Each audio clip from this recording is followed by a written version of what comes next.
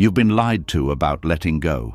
They told you it means giving up, that it means you stop trying, that if you release something, you didn't care enough. But if that were true, why does holding on feel so heavy? Why does forcing control drain your energy? Why do you keep replaying the same thoughts, hoping they'll finally bring peace? The truth is simple. Letting go is not giving up. It's trusting life. It's trusting that not everything is yours to carry, trusting that some things end so something deeper can begin. Buddhist wisdom has taught this for centuries, not as surrender to weakness, but as freedom from suffering. The Buddha never asked you to escape life. He taught you how to stop fighting it. As you listen to these lessons, your grip will begin to soften. Your breath will slow, and the quiet tension you've been living with will start to dissolve. You'll realize that peace doesn't come from control. It comes from acceptance, from allowing life to unfold without demanding guarantees. This is not about quitting. This is not about becoming passive. This is about releasing what no longer serves you, so life can move through you freely. This isn't just a lesson. It's an invitation to trust the flow of life, to stop resisting change, and to discover the calm that appears when you finally let go. Are you ready? Let's begin. Before we go deeper, pause for a moment and notice the quiet urge inside you that wants clarity right away. The mind reaches forward almost automatically, searching for certainty, structure, something solid to lean on. That urge doesn't mean something is wrong with you. It reveals something important. It shows how deeply the need for control is woven into the way we try to feel safe. The moment peace becomes dependent on control, suffering begins quietly. Not loudly, not in a way that draws attention, but in subtle forms that blend into everyday life. It hides inside responsibility, ambition, discipline, and even success. Many people live with it for years without naming it, because from the outside, everything looks fine. But inside, there is pressure, a constant sense of holding things together. Control usually starts as protection. Early in life, you learn that effort leads to results, that planning reduces risk, that staying alert prevents mistakes. Slowly, this turns into a belief that if you manage things well enough, life will stop surprising you. This belief feels practical, even mature. It gives the illusion of stability. But stability built on control is fragile because life is not designed to obey plans. When life does not cooperate, the mind does not soften. It tightens. It thinks more, plans more, analyzes more. It tries to outsmart uncertainty. And this tightening is where anxiety is born. Not always panic, not always fear, but a low-level tension that never fully goes away, a background noise of unease that follows you even during good moments. Many people mistake this tension for motivation. They believe constant vigilance is the price of success. They believe if they relax, things will fall apart. So they stay mentally active even when nothing is wrong. Their bodies remain on alert. Their minds rarely rest. Peace becomes conditional, postponed until everything is under control, which never truly happens. From a Buddhist view, this is suffering created by attachment, not to objects, but to outcomes. You become attached to how things should unfold. When reality deviates, the mind interprets it as a personal failure or a threat. The pain does not come only from what happens, but from resisting the fact that it happened. This resistance is exhausting. It creates a second layer of suffering on top of the first. There is the event itself, and then there is the struggle against accepting it. Most people spend far more energy on the second part. They replay, regret, and rehearse. They argue with reality long after it has moved on. Control also shapes how you relate to time. The present moment becomes something to manage rather than experience. You are rarely fully here because your attention is always slightly ahead, preparing, adjusting, correcting. Even joy is monitored, even rest feels earned, fragile, and temporary. Over time, control becomes identity. You start seeing yourself as the one who handles things, who stays composed, who anticipates problems. This identity feels strong, but it comes with a hidden cost. Any situation you cannot manage begins to threaten how you see yourself. Uncertainty becomes personal. Letting go feels like losing value. This is why many people cling to control even when it hurts. The mind equates control with worth. Releasing it feels like failure, even when it brings relief. The nervous system has learned that vigilance equals safety, so stillness feels unfamiliar, even dangerous.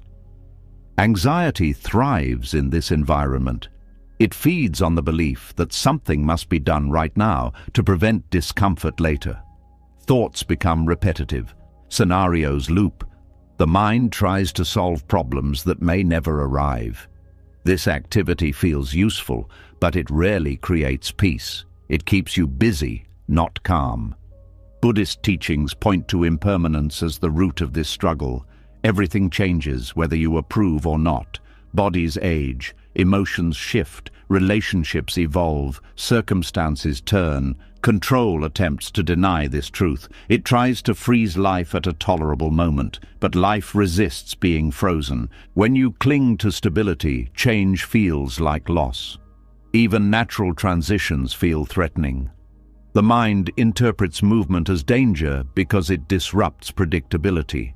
Suffering increases not because change is harmful, but because resistance is constant. Letting go of control does not mean abandoning care or responsibility. It means releasing the belief that responsibility guarantees outcomes. You still act, you still choose, but you stop demanding that life reward effort with certainty. This shift is subtle, but powerful. As this shift begins, anxiety changes shape. It may still arise, but it loses dominance. You begin to see anxious thoughts as attempts to control the uncontrollable. You stop treating them as instructions. You allow uncertainty without immediately trying to fix it. This creates space. In that space, the body relaxes, not because the future is secure, but because you are no longer fighting the present. Breathing becomes easier. Thoughts slow down. The constant inner monitoring softens. Control also affects relationships in quiet ways. When inner peace depends on predictability, other people become variables to manage. You may try to influence how they feel, how they respond, how close they stay. This creates tension, even when intentions are loving. Connection becomes conditional. Letting go here means allowing others to be human, not predictable. It means accepting that closeness does not come from control, but from presence. When you stop managing people for emotional safety, relationships feel lighter and more real. Trust begins to replace control. Not blind trust that everything will work out, but trust that you can meet life as it unfolds. This trust does not promise comfort, it promises resilience. You stop needing guarantees to feel okay. Life becomes less about preventing discomfort and more about responding with awareness. You feel emotions without rushing to eliminate them. You allow situations to be incomplete. You stop treating uncertainty as an emergency. The illusion of control fades through observation, not force.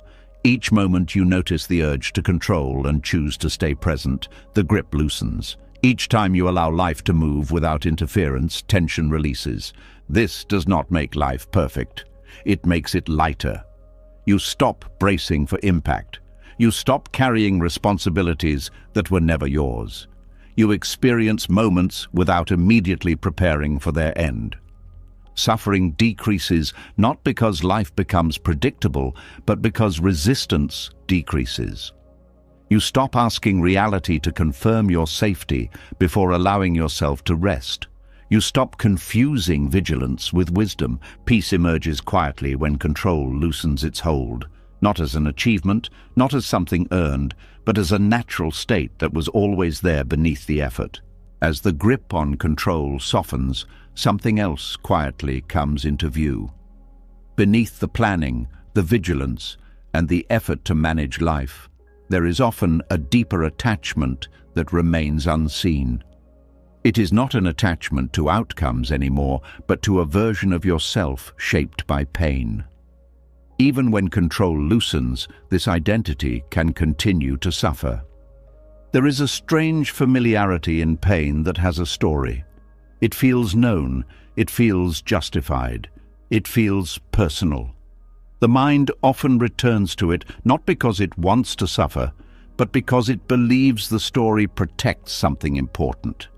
This is where letting go becomes more difficult, not because the pain is intense, but because the identity built around it feels real. Pain happens, loss happens, betrayal happens, disappointment happens. These experiences are part of being human, but suffering does not end when the event ends. Often it continues because the mind keeps the event alive through identity. The story of what happened to me becomes a lens through which everything else is seen. At first, this story feels necessary. It helps you make sense of shock. It helps you survive emotionally. It gives meaning to confusion. But over time, the story can harden. It stops being a description of the past and becomes a definition of the self. You no longer just experienced pain. You become the one who was hurt. This identity feels protective. It says, remember this, so it doesn't happen again. It says, hold on to this, so your pain is acknowledged. It says, this explains why things are difficult now. But while it promises safety, it quietly keeps wounds open. The body does not distinguish between a present threat and a remembered one. When the story is replayed, the nervous system reacts as if the event is happening again. Emotions rise, tension returns, old fear resurfaces. This is why the pain feels fresh even years later, not because it still exists, but because it is being reactivated. Clinging to the identity that suffered often feels like honoring your experience. Letting go can feel like betrayal, as if releasing the story means saying it didn't matter. But Buddhism does not ask you to deny what happened. It asks you not to live inside it forever. There is a subtle difference between acknowledging pain and building a home inside it. One allows healing. The other extends suffering.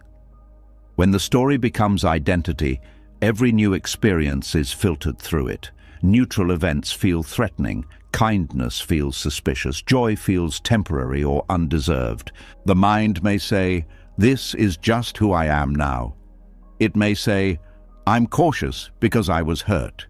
It may say, I can't trust because of what happened.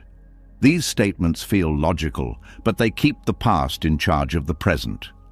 The wound becomes a reference point rather than a memory. Buddhist teachings point out that the self is not a fixed object. It is a process, changing moment by moment. When you cling to an identity shaped by pain, you freeze part of that process. You stop allowing yourself to evolve beyond the event. This freezing creates stagnation. Growth slows not because healing is impossible, but because identity resists change. The mind fears that without the story, something essential will be lost. But what is actually lost is the constant reactivation of suffering. There is also a social aspect to this identity. Stories of pain often bring validation. They explain behavior. They justify boundaries. They create understanding. Over time, this can become reinforcing.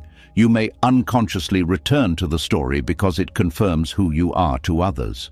But validation tied to pain is fragile. It requires the pain to stay relevant. It keeps you anchored to an old version of yourself. Compassion becomes entangled with suffering, and healing feels like losing recognition. Letting go of the identity that suffered does not mean pretending you were never hurt.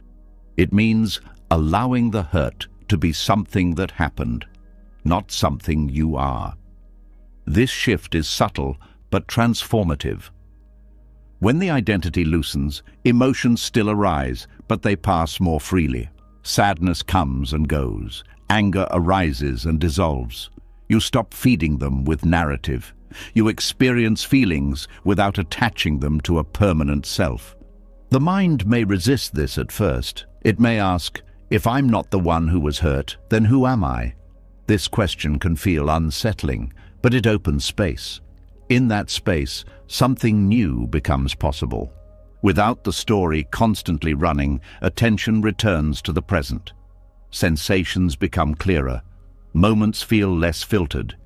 You begin responding to life as it is, not as it once was. This does not erase memory, it changes relationship. Buddhism teaches that clinging is the cause of suffering, not the experience itself. When you cling to identity, you cling to continuity. You try to make the self solid, but solidity requires defense. It requires repetition. It requires reinforcement. Letting go allows fluidity. You stop needing to protect a version of yourself defined by harm. You allow yourself to be shaped by what is happening now. This brings lightness, not because life is easy, but because it is no longer burdened by constant reference to the past. The body responds to this shift. Chronic tension eases. Emotional reactions soften. The nervous system learns that the danger is no longer present. Safety is felt, not argued for. This does not happen through force. You cannot command yourself to release identity. It happens through awareness. Each time you notice the story arising and choose not to build it further, you weaken its hold. Each time you feel emotion without naming it as my wound, you loosen identification. Over time, the story loses urgency. It becomes quieter. It may still appear, but it no longer defines you. You stop introducing yourself to the world through pain, even internally. This creates room for compassion, including toward yourself.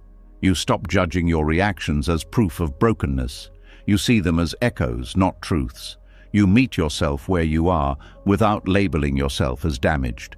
Freedom grows in this space, not dramatic freedom, but simple relief. You are no longer required to carry the weight of explaining yourself through suffering. You are allowed to be present without justification. Letting go of the identity that suffered is one of the most difficult forms of release, because it feels personal. But it is also one of the most liberating. You do not lose your history. You gain your life back. As the grip on the old identity loosens, something unexpected often takes its place. The pain may no longer define you, the story may no longer run your life, yet a new pressure quietly appears. It sounds softer, even positive, but it carries its own weight. It whispers that you must now become healed, fully healed, completely free. And until you reach that state, something about you is still unfinished. There is a moment when seeking healing feels hopeful. It feels like movement, like progress. After letting go of the identity shaped by suffering, the mind naturally wants resolution. It wants a clear endpoint where everything finally feels settled. This is where the pursuit of healing can slowly turn into another form of attachment. At first, the desire to heal seems wise. You want peace, you want clarity, you want to stop reacting from old wounds. These intentions are not wrong, but when healing becomes a goal you chase, it subtly turns into a condition for self-acceptance. You begin to believe that freedom lives somewhere ahead of you, not here. This belief keeps the mind restless. You start monitoring yourself constantly. You analyze your emotions, your reactions, your thoughts, asking whether they are signs of healing or proof that you're not there yet. Every moment becomes a test. Every setback becomes evidence that something is still wrong. Buddhist wisdom points to a quiet truth here. Freedom does not come from perfecting the inner state. It comes from ending the struggle with the inner state. When healing becomes an obsession, the struggle continues under a different name. The mind says, I should be calmer by now. It says, I shouldn't still feel this. It says, if I were healed, this wouldn't bother me. These thoughts sound reasonable, but they create tension. They divide experience into acceptable and unacceptable, and where there is division, there is suffering. Non-attachment to healing does not mean rejecting growth. It means releasing the demand that growth must look a certain way. It means allowing emotions to arise without treating them as obstacles. Healing stops being a finish line and becomes a natural unfolding. Many people unknowingly turn healing into an identity. They become someone who is always working on themselves, always processing, always improving. This identity feels responsible and conscious, but it can hide a subtle form of self-rejection. The underlying message is, I am not okay as I am. This message keeps you in a constant state of fixing. Even moments of peace are questioned. You wonder if they are real or temporary. You look for signs that they might disappear. The mind never fully rests because it believes healing must be maintained. Buddhism teaches that clinging to any state, even a peaceful one, creates suffering. Inner peace cannot be held. When you try to hold it, fear appears. Fear of losing it, fear of regressing, fear of failure. This fear keeps you from fully experiencing peace when it does arise. True freedom comes when you stop measuring yourself against an ideal version of who you think you should be. When you stop asking whether you are healed enough. When you stop using future wholeness as a condition for present acceptance. Obsessing over healing also narrows attention. You become inward-focused to the point of contraction. Every feeling is examined, every reaction is dissected. Life becomes a project rather than an experience. Presence is replaced by evaluation. This evaluation often creates shame. You judge yourself for still being triggered, for still feeling sad, for still having moments of fear. You tell yourself you should know better by now. But this judgment is not wisdom. It is attachment wearing a thoughtful disguise. From a Buddhist perspective, emotions are not problems to solve. They are experiences to meet. When you allow emotions to exist without assigning them a meaning about your progress, they pass more freely. Resistance gives them weight. Acceptance gives them space. Non-attachment to healing means letting yourself be human without grading yourself. It means understanding that old patterns may arise without defining you. It means seeing that freedom is not the absence of difficulty, but the absence of resistance to difficulty. This shift changes how you relate to setbacks. Instead of seeing them as failures, you see them as movements. Instead of asking, "Why am I still like this?" you ask nothing at all. You feel what is present and let it move on its own. The mind may resist this approach because it feels passive. It fears that without effort, nothing will improve. But effort, aimed at controlling inner experience, often delays the very freedom it seeks. Peace grows in openness, not pressure. When healing is no longer a project, attention returns to life itself. You notice simple things again. Breath, sensation, sound. You engage with the world instead of constantly checking your internal state. This outward flow naturally softens inattention. Non-attachment also releases comparison. You stop measuring your journey against others. You stop asking whether you're behind or ahead. Healing becomes personal, quiet, and unforced. It unfolds at its own pace. Buddhism does not offer a final healed self to arrive at. It points to the absence of a fixed self altogether. When you see that there is no permanent you to perfect, the urgency to heal dissolves. What remains is responsiveness, not striving. This does not mean wounds never surface. They may arise unexpectedly. But when they do, they are met with curiosity rather than alarm. You do not panic about what their presence means. You allow them to pass without attaching a story. Letting go of attachment to healing also softens time. You stop postponing peace until some future version of yourself appears. You allow peace to exist alongside imperfection. This is not resignation. It is maturity. The nervous system responds to this permission. It relaxes because it no longer needs to perform. The body senses that it does not have to be different to be safe. This felt sense of safety is more healing than any technique. When you stop chasing healing, something paradoxical happens. Integration deepens. Emotional resilience grows. You respond rather than react. Not because you tried harder, but because you stopped interfering. Buddhist teachings often describe liberation as seeing clearly rather than becoming something new. When you see that the urge to heal is itself a form of grasping, the grasping loosens.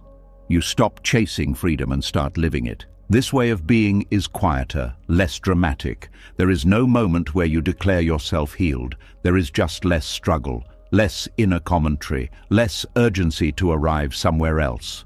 Life continues to bring challenges. Emotions still come and go, but you no longer use them as evidence against yourself. You trust the process without needing to control it. When the effort to fix yourself finally loosens, something else quietly becomes noticeable. It is not dramatic or loud. It is the subtle movement underneath everything. The rise and fall of sensations. The way moods shift without asking permission. The way moments refuse to stay still. What once felt unsettling now becomes impossible to ignore. Change has always been there, but now you are no longer distracted by trying to escape it. There is a reason impermanence feels uncomfortable to most people.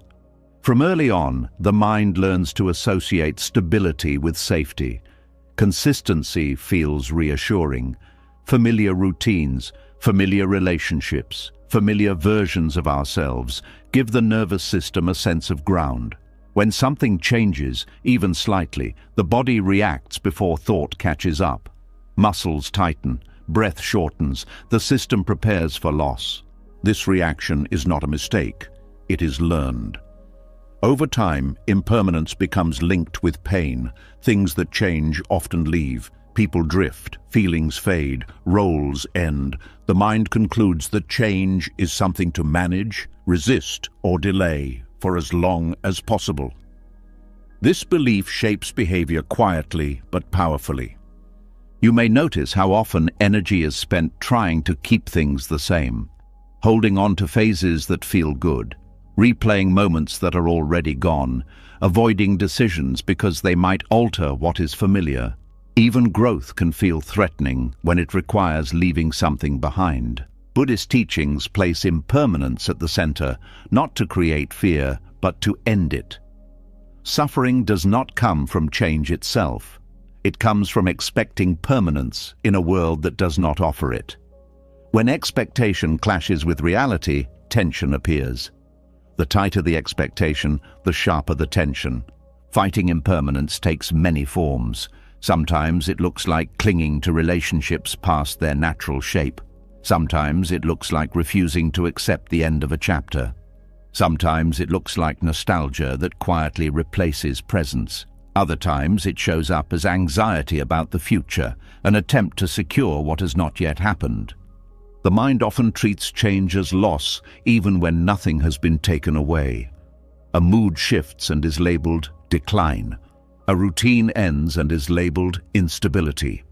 A phase closes and is labeled failure.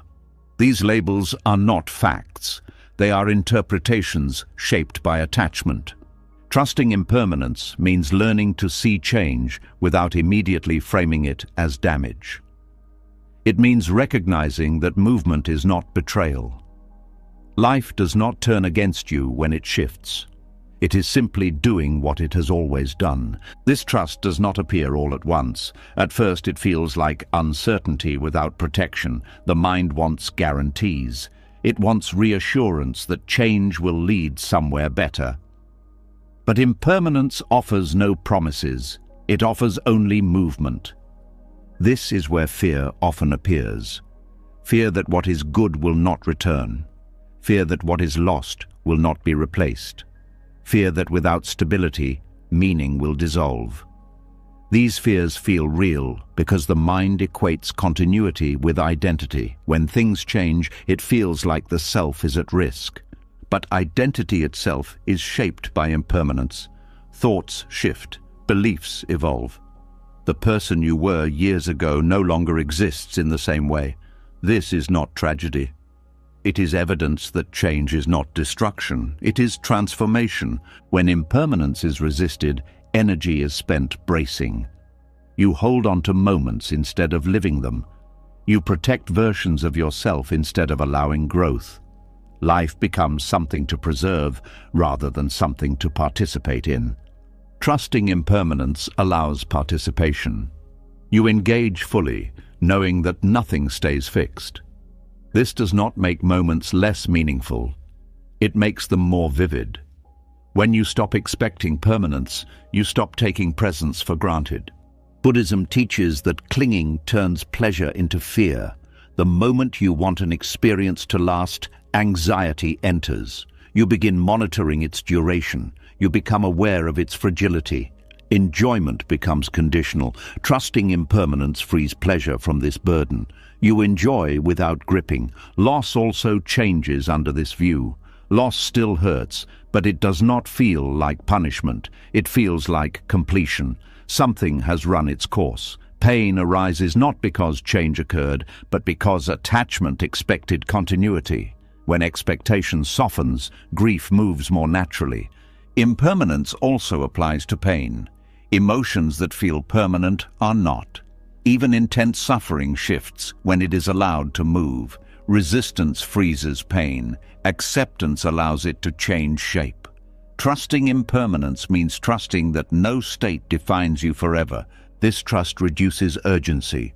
You stop rushing to secure happiness. You stop panicking during difficulty. You understand, not intellectually but experientially, that nothing remains static. This understanding creates steadiness, not instability. Fighting impermanence often leads to control strategies. You plan excessively. You rehearse endings before they arrive. You avoid beginnings because they imply eventual endings. Life becomes cautious and contracted. Trusting impermanence brings openness. You allow beginnings without demanding certainty. You allow endings without interpreting them as failure. You stop asking life to stay still so you can feel safe. This trust does not mean passivity. It does not mean accepting harm or avoiding responsibility. It means acting without clinging to outcomes. You respond to what is present instead of trying to freeze it. Relationships change under this understanding. You stop needing people to remain exactly as they were. You allow distance without immediately calling it loss.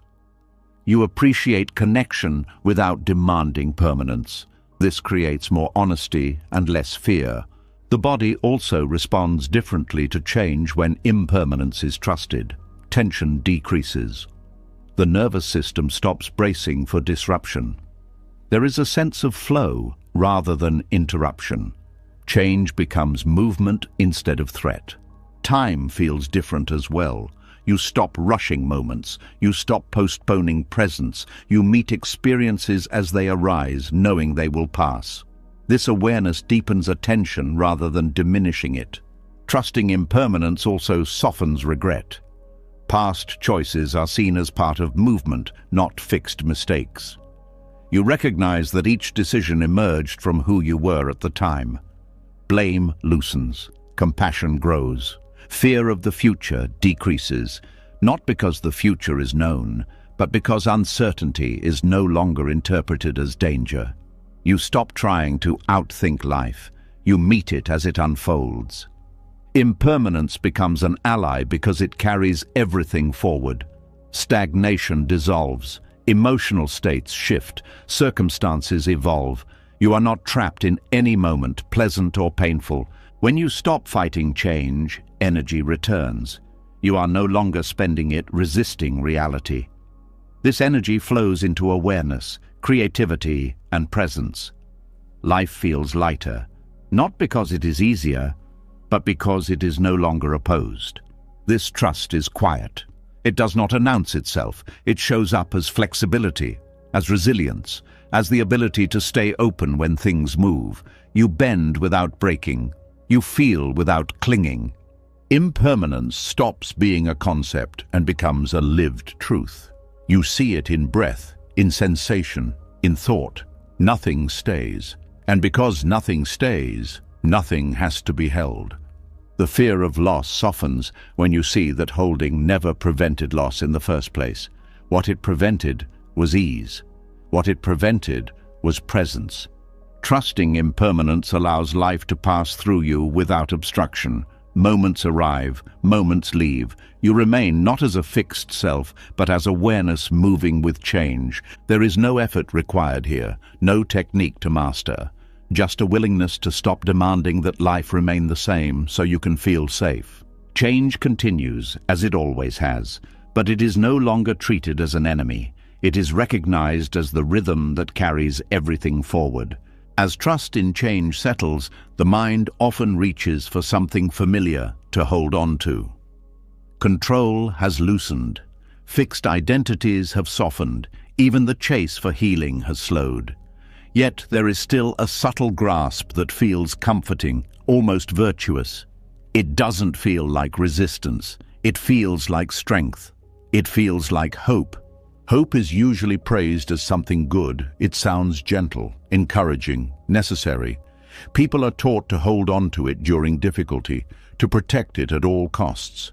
But there is a form of hope that quietly hurts. Not because hope itself is wrong, but because of how it is used to avoid what is already here. This kind of hope does not open the heart. It tightens it. It says, this moment is not acceptable.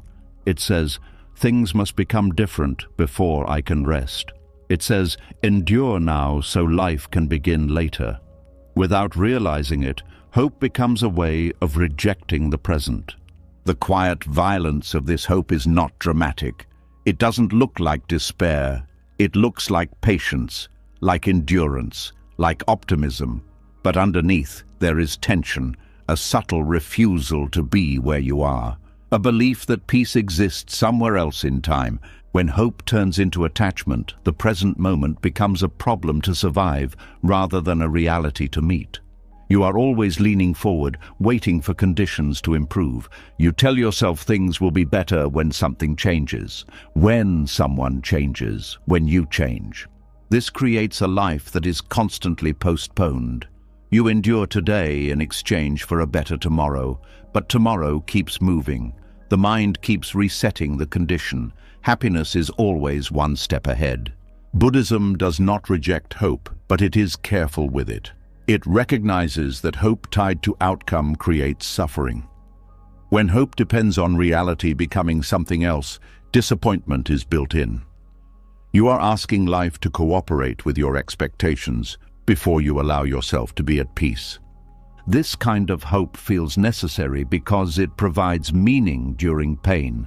It gives the mind something to lean on.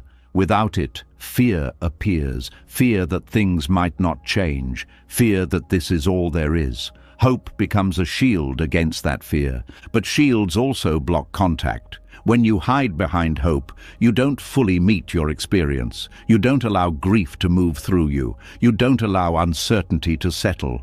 You stay in a state of waiting. This waiting creates strain. The body feels it as tension. The mind feels it as restlessness. Even moments of calm feel incomplete because they are not the future you are hoping for. Presence is never enough. Hope can also distort perception. You selectively notice signs that things will improve and ignore what is actually happening. You minimize current pain because you believe it will be justified later. This delays acceptance. Acceptance is often misunderstood as giving up. But in Buddhism, acceptance is clarity. It is seeing what is here without adding resistance. Hope that rejects the present blocks this clarity. It replaces observation with expectation. There is also a moral pressure around hope. People are praised for staying hopeful, even when hope is exhausting them. Admitting that you are tired of hoping can feel like failure, so you continue, even when it hurts. This creates isolation. You may feel guilty for feeling worn down. You may hide your fatigue behind positivity. The inner experience becomes disconnected from the outer message. Buddhist wisdom invites a different relationship with hope, not hope as a promise, but hope as openness, not hope that demands change, but hope that allows possibility without attachment. This reframed hope does not say, things will get better. It says, things will change. It does not insist on improvement. It allows movement. This kind of hope does not fight reality. it rests inside it.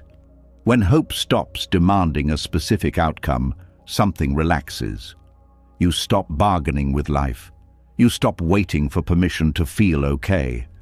You allow yourself to experience peace even when circumstances are unresolved. This does not mean you stop caring. It means you stop tying your well-being to guarantees. You still act, you still respond, but you do not require success for inner stability. Holding on to outcome-based hope often keeps pain alive. You revisit the same thoughts, asking when things will shift. You replay scenarios, imagining relief. This repetition reinforces suffering. When hope loosens, attention returns to what is real. You feel sadness without rushing it toward meaning. You feel uncertainty without covering it with optimism. Emotions move more honestly. There is also a subtle aggression in false hope. It pushes against reality. It says, "This should not be happening." Even when spoken kindly, the message is rejection. The present moment is treated as an obstacle. This aggression drains energy. You are constantly pushing against what is. This is why hope can feel tiring. It requires effort to maintain belief in a future that has not arrived. Buddhist practice encourages meeting reality without decoration, not pessimistically, but directly. When you see clearly, hope is no longer needed to survive the moment. The moment becomes workable on its own. This clarity allows a different kind of strength to emerge. Not the strength of endurance, but the strength of presence. You are not waiting to live. You are living now, even if it's messy. When hope is released, grief can finally complete itself. As long as you are hoping things will return to how they were, grief remains suspended. Acceptance allows grief to move through and soften. This applies not only to loss, but to unfulfilled expectations, dreams that didn't materialize, versions of life that never came. Hope can keep these ghosts alive. Letting go allows space for what is actually here. Buddhism does not replace hope with despair. It replaces hope with trust. Trust that life does not need to match your plans to be meaningful. Trust that you can meet whatever arises. This trust is quieter than hope. It does not motivate through promises. It stabilizes through presence. It does not lean forward. It stands here. When you stop using hope to escape discomfort, discomfort loses some of its power. It is no longer something to survive until conditions improve. It becomes something you can sit with. This sitting does not mean resignation. It means intimacy with experience. You feel life directly instead of through the filter of expectation. False hope often delays action as well. You wait for things to improve on their own, or you wait until conditions are perfect. Releasing hope can actually increase clarity about what can be done now. Without hope clouding perception, choices become simpler. You respond based on what is present, not what you wish were happening. This leads to wiser action. Hope that is attached to outcome also creates fear of disappointment. You guard yourself emotionally. You don't fully engage because loss would hurt too much. Releasing hope allows fuller participation. This fuller participation does not guarantee happiness. It guarantees honesty. You stop pretending that optimism is enough to carry you through everything. Buddhist teachings emphasize seeing things as they are. When hope no longer interferes with this seeing, suffering decreases. Not because life improves, but because resistance ends. You stop demanding that life reassure you before you relax. You stop postponing peace. You stop negotiating with reality. There is relief in this. Not relief because everything is okay, but relief because you are no longer fighting what is not okay. Hope, when released, transforms into something simpler. A willingness to stay, a willingness to respond, a willingness to be present without guarantees. You are no longer waiting for life to begin. You are no longer enduring the present in exchange for a future promise. You are here with what is, without needing it to become something else. When the need for hopeful reassurance softens, another quiet habit reveals itself. Even without waiting for life to improve, even without leaning on future promises, the heart can still feel tense. Not because of what is happening, but because of how it is seen, or more precisely, because of who sees it. There is a lingering desire to be understood. There is a deep human urge to explain pain, to be seen correctly, to have someone say, "Yes, that makes sense. I get why you feel this way." This desire is not wrong. It grows from connection. But when the need to be understood becomes a requirement for peace, suffering quietly continues. Many people carry their experiences like unfinished sentences. They replay conversations that never happened. They rehearse explanations in their minds. They wait for the moment when someone finally understands their side. Until that moment arrives, something inside remains tight. This tension can last for years. Long after the event has passed, long after choices have been made, the mind keeps returning to the same question. Do they understand why I did this?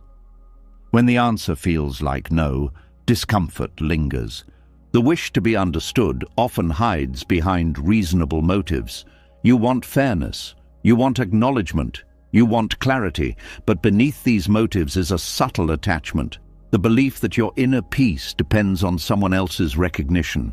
This belief quietly gives others power over your emotional state. Their agreement becomes soothing, their misunderstanding becomes painful. You begin monitoring reactions, reading between lines, searching for validation even when it is not offered. Buddhism points to this as another form of clinging. Not clinging to outcomes, not clinging to identity, but clinging to perception. You want reality to reflect you accurately. When it doesn't, discomfort arises. The problem is not that people misunderstand you. Misunderstanding is inevitable. Everyone views life through their own experiences, fears, and limitations. The problem is believing that misunderstanding diminishes your truth. When you need others to validate your pain, you keep the pain active. You revisit it each time it is not acknowledged. You reopen it in conversations, explanations, and internal arguments. The pain becomes something to defend. This defense consumes energy.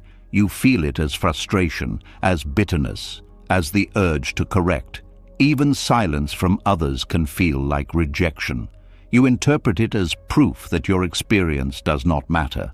Over time, this need to be understood can shape behavior. You may over-explain. You may justify choices long after they need no justification. You may feel anxious about how your actions are perceived, even when you are at peace with them internally. This creates a split. Outwardly, you move on. Inwardly, you wait. You wait for understanding to arrive so you can finally rest. Letting go of being understood does not mean becoming indifferent. It means recognizing that your experience is valid even when it is unseen.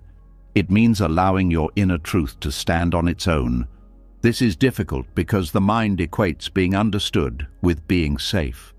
When others see you correctly, you feel less alone. When they don't, the nervous system reacts as if something is wrong. But safety does not actually come from agreement. It comes from self-trust. When you trust your own experience, misunderstanding loses its sting. Buddhist teachings encourage turning attention inward, not to isolate, but to stabilize. When you stop outsourcing validation, you reclaim authority over your inner life. This does not mean you stop communicating. It means you stop communicating to prove something. You speak when it feels true, not when it feels necessary to be accepted. There is relief in this shift. You no longer need to persuade others of your pain. You no longer need to justify your boundaries. You no longer need to convince anyone that your choices were reasonable. The mind initially resists this release. It fears being dismissed. It fears invisibility. It fears being alone with experience. But this fear is based on an old belief that connection requires agreement. In reality, connection deepens when you are no longer defending yourself. Conversations become lighter. You listen more. You speak with less urgency. You allow differences without needing to resolve them. Letting go of being understood also softens resentment. When you stop expecting others to get it, you stop keeping score. You release the silent demand that they catch up to your inner world. This release changes how you relate to the past. Old misunderstandings lose their emotional charge. You stop revisiting moments where you felt unseen. The story loosens because it no longer needs a witness. Your sense of self becomes quieter and more grounded. You no longer define yourself through reaction. You no longer need applause for your survival. Buddhism teaches that suffering increases when we cling to how things should be perceived. The moment you let perception be what it is, suffering decreases. This does not mean people will suddenly understand you more. It means their understanding stops being central. Their opinions no longer determine your peace. There is a subtle dignity in this. You stand without defense. You act without needing explanation. You allow yourself to be misread without correcting every misunderstanding. This dignity does not isolate you. It frees you. You engage with others from choice, not need. You share from openness, not from hunger. Letting go of being understood also allows deeper compassion.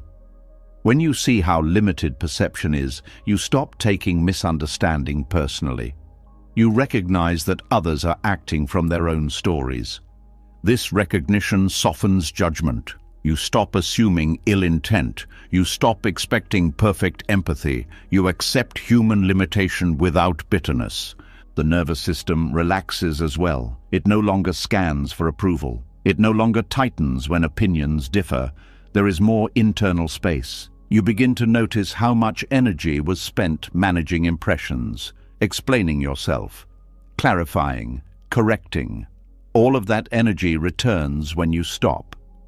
With this energy comes presence. You become more available to what is happening now rather than what is being thought about you. This does not mean you never feel the wish to be understood again. The wish may arise naturally, but you no longer obey it. You let it pass without building a story. Peace grows in this space, not the peace of being seen, but the peace of being rooted. You trust your own knowing. When you no longer need others to validate your pain, pain completes itself more quickly. It moves through without needing acknowledgement to resolve. You realize that understanding from others is pleasant, but not essential. It is a gift, not a requirement. Life becomes simpler. You speak when you want. You are silent when you want. Neither choice threatens your sense of self. You stop asking the world to mirror you. You stop waiting for recognition. You stop holding your breath for agreement. There is freedom here. Quiet, steady freedom. You are no longer carrying the burden of being seen correctly. You are simply living without explanation. When the urge to be understood finally loosens, something else often remains quietly unresolved. You no longer need others to validate your pain. You no longer feel compelled to explain yourself. Yet inside, there can still be a low ache, not sharp, not loud, but unfinished. It doesn't ask for sympathy. It asks for answers. It asks for closure. There is a particular kind of discomfort that comes from not knowing why someone left, why something ended the way it did, why effort wasn't enough, why silence replaced connection. The mind tells itself that once the explanation arrives, peace will follow. Until then, something stays open. This search feels reasonable. Humans are meaning-making beings. Understanding helps us orient ourselves. It helps us place events into a story that feels coherent. But when closure becomes a demand rather than a natural unfolding, it quietly prolongs suffering. Closure is often imagined as a final conversation, a clear explanation, an apology, or a moment where everything suddenly makes sense. The mind believes that without this moment, healing is incomplete. So it keeps the door open, it keeps revisiting the wound, hoping clarity will arrive. What is rarely questioned is whether clarity is actually needed, or whether the need for clarity is what keeps the wound alive. Many wounds do not stay open because they are deep, but because they are revisited. The mind returns again and again, asking the same questions, replaying the same scenes, searching for a missing piece. This repetition feels productive, but it rarely brings peace. It brings familiarity. The mind tells itself it is seeking understanding, but often it is seeking control. An explanation would make the past predictable. It would restore order. It would turn uncertainty into something solid. This desire mirrors the old habit of control, now focused on the past instead of the future. Buddhist teachings point out that not everything resolves through explanation. Some events do not come with clean narratives. Some endings are incomplete. Some actions make sense only to the person who acted, and even then, not fully. When closure is demanded, the present moment becomes hostage to the past. You delay peace until understanding arrives. You postpone rest until meaning is delivered.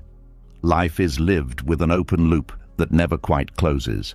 This open loop creates tension. You feel it as restlessness, as mental fatigue, as the sense that something is unfinished even when your life has moved on.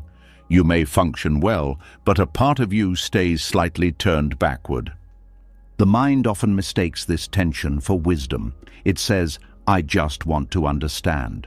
But understanding does not always bring relief. Sometimes it deepens pain.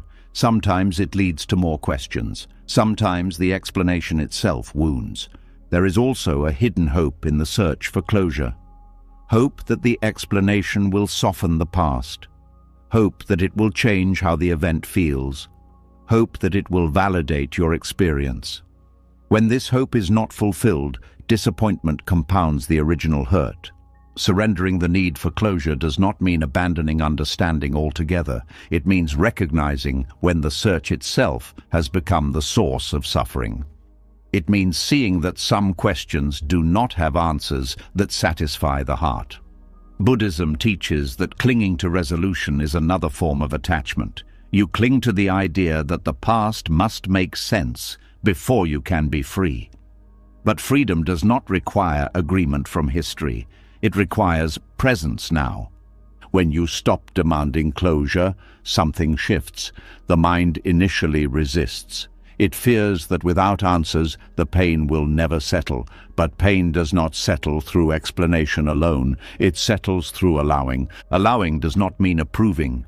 It means letting the past be what it is without trying to reshape it through thought.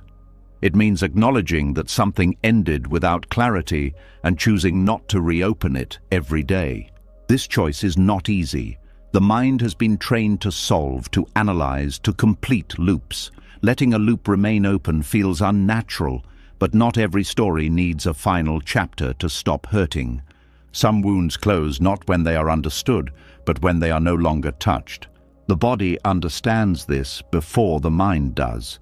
When you stop replaying the event, the nervous system slowly calms. Emotional charge decreases. The wound stops being activated, not because it was explained, but because it was left alone. Closure through explanation often keeps attention locked on the event. Closure through surrender releases attention back to life. One tightens, the other opens. There is also a humility in surrendering closure. You accept that not everything will make sense from your perspective. You accept the limits of knowledge. This humility softens the ego's need to resolve everything. Many people fear that without closure they will forget what happened or lose their sense of justice. But letting go of closure does not erase memory. It changes relationship. The past remains, but it no longer demands daily engagement. Justice does not always come in the form of explanation. Sometimes it comes as distance, sometimes as growth, sometimes as peace that no longer depends on understanding. When you stop seeking closure from others, you stop waiting for them to complete your healing. You reclaim responsibility for your inner state. This does not mean blaming yourself. It means choosing not to remain stuck. There is also a quiet grief in surrendering closure. You grieve the version of reality where everything made sense. You grieve the hope that answers would arrive and fix the feeling. Allowing this grief is part of release. Buddhism does not rush this process. It invites patience. You notice the urge to explain. You notice the questions arise, and you let them pass without feeding them. This is not suppression. It is non-attachment. Non-attachment means allowing questions to exist without needing them answered. It means letting uncertainty be present without turning it into a problem. Over time, the questions lose intensity. They appear less often. When they do, they no longer pull you in. You see them as mental habits, not urgent needs. This frees enormous energy. Energy that was spent revisiting the past becomes available for the present. You engage more fully with what is here rather than what is unresolved. Life begins to feel less interrupted. You are not constantly pulled back into old moments. You respond to current situations without filtering them through unfinished business. Surrendering closure also changes how you relate to others. You stop waiting for apologies that may never come. You stop needing explanations to move forward. You stop measuring people by whether they gave you what you needed. This does not mean reconciliation always happens. It means your peace is no longer delayed by someone else's actions. The mind may still occasionally ask why, but the question no longer carries emotional urgency. It becomes curiosity rather than demand, and curiosity does not wound. Buddhist wisdom recognizes that life is not a perfectly edited story. It is messy, fragmented, sometimes incomplete. Insisting on neat endings creates suffering because reality does not comply. When you allow incompleteness, something surprising happens. Wholeness appears, not because everything was resolved, but because nothing is being resisted. You stop needing the past to be different.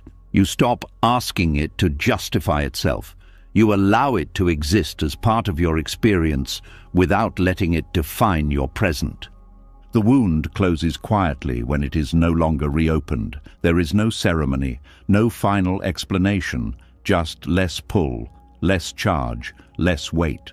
Peace does not come from knowing everything. It comes from knowing when to stop asking. When the demand for closure softens, the mind no longer circles the past, looking for missing answers. There is more space, fewer open wounds being touched. Yet in this space, another pressure often becomes clearer. It does not come from what happened before. It comes from what you believe must happen next. A quiet voice that says you should be better by now. This voice rarely sounds harsh. It often sounds reasonable. It talks about growth, discipline, awareness, healing, progress. It tells you that working on yourself is good, even necessary. And on the surface, that is true. But when improvement becomes an obligation rather than a choice, it stops being care and becomes rejection. The need to always improve creates a subtle tension with the present self. You are here, but you are not quite acceptable yet. You are allowed to exist, but only conditionally, only as a work in progress. Peace is postponed until you become someone slightly different. This pressure is easy to miss because it is praised by culture. Productivity is admired, self-awareness is encouraged, growth is celebrated. But beneath constant self-optimization is often a belief that who you are right now is not enough. This belief does not shout, it whispers. It shows up as restlessness even when things are fine. It shows up as guilt when you relax. It shows up as dissatisfaction that has no clear cause. You may tell yourself you are motivated, but the body feels tired. Buddhism points gently to this pattern. It does not reject growth. It questions the mindset behind it. Are you growing from curiosity and care, or from fear of being insufficient? When self-improvement is driven by fear, the self becomes a problem to solve. Every emotion is evaluated, every habit is scrutinized, every flaw is highlighted. You are always watching yourself from a distance, measuring how far you still have to go. This creates inner division. There is the one who is judging and the one being judged. The judge believes it is helping. The one being judged feels constantly behind. This inner split is a form of suffering. You may notice how difficult it becomes to rest without guilt. Even downtime feels unproductive. The mind whispers that you could be learning something, fixing something, becoming something. Stillness feels undeserved. Over time, this creates chronic dissatisfaction. Achievements lose their sweetness quickly. As soon as one goal is reached, another appears. The finish line keeps moving. Satisfaction becomes temporary, almost suspicious. This is because the underlying belief has not changed. No amount of improvement can satisfy a belief that you are fundamentally not enough. Each improvement simply raises the standard. Buddhist teachings remind us that suffering arises when we cling to an idea of who we should be. The ideal self becomes a reference point that reality never fully matches. The gap between the real and the ideal generates tension. This does not mean you stop learning or changing. It means you stop using change as a requirement for worth. You allow growth to happen without turning it into a verdict on your current value. When improvement is driven by acceptance rather than rejection, it feels lighter. You learn because you are interested, not because you are defective. You change habits because it supports life, not because you are ashamed of who you are. The difference is subtle but powerful. One path tightens, the other opens. Constant self-optimization often comes with comparison. You measure yourself against others, against teachers, against imagined versions of who you could be. Comparison keeps the mind restless. There is always someone ahead, always something missing. This comparison reinforces the belief that peace belongs to a future version of you. The present self becomes a temporary placeholder. You live slightly ahead of yourself, never fully arriving. Buddhism invites a radical shift here. Instead of fixing the self, you observe it. Instead of improving the self, you understand it. Awareness replaces correction. This awareness is not passive, it is deeply attentive. You notice patterns without condemning them. You see habits without turning them into enemies. This allows change to happen naturally, without violence. Self-rejection disguised as improvement often shows up as harsh inner language. Words like should, must, and not enough appear frequently. These words create pressure, not clarity. When you release the self that must always improve, this language softens. You speak to yourself with more neutrality. You describe rather than judge. This changes the nervous system's response. The body relaxes when it is no longer being pushed. Learning becomes easier. Insight deepens. Growth happens with less resistance. There is also a grief in releasing constant self-improvement. You grieve the belief that perfection would finally make you safe. You grieve the promise that becoming better would end discomfort. Allowing this grief is important. Without it, the mind keeps chasing improvement as a substitute for acceptance. Buddhism teaches that the self is not a project. It is a process. Trying to perfect a process creates frustration. Watching it unfold creates wisdom. When you stop demanding improvement, you begin to meet yourself where you are, not as a failure, not as a success, just as a human experience unfolding. This meeting brings unexpected relief. You no longer have to earn your right to exist. You no longer have to justify rest. You no longer have to prove growth. Growth still happens, but it is no longer forced. It arises from understanding rather than pressure. Habits change because awareness deepens, not because you punish yourself. The mind becomes quieter when it stops managing itself. There is less internal commentary, less evaluation, more presence. Releasing the self that must always improve does not make you stagnant. It makes you honest. You see what is actually happening instead of what should be happening. From this honesty, real change emerges. Not dramatic, not constant, but sustainable. You begin to trust that you are allowed to be here as you are, even while changing. Peace no longer waits at the end of improvement. It exists alongside imperfection. Nothing needs to be fixed for this to be true. When the pressure to constantly improve fades, a softer space opens inside. You are no longer fighting yourself. You are no longer trying to become worthy of peace. Yet even in this gentler state, life brings moments that shake the heart deeply, not through inner judgment, but through loss. Something you loved is taken away. Something meaningful disappears. And no amount of awareness or acceptance seems to protect you from the ache. Loss has a way of cutting through every philosophy. It does not ask whether you are ready. It does not care how much work you have done on yourself. It arrives quietly or suddenly and rearranges everything. The mind's first response is often confusion, then pain, then a question that echoes without rest. Why? There is a common belief that loss is a form of punishment, that something was done wrong, that a lesson is being forced upon you.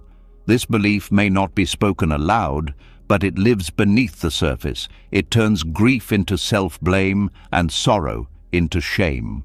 Buddhist wisdom does not frame loss as punishment. It does not say life takes things away to hurt you. It points instead to impermanence and redirection, not as consolation, but as truth.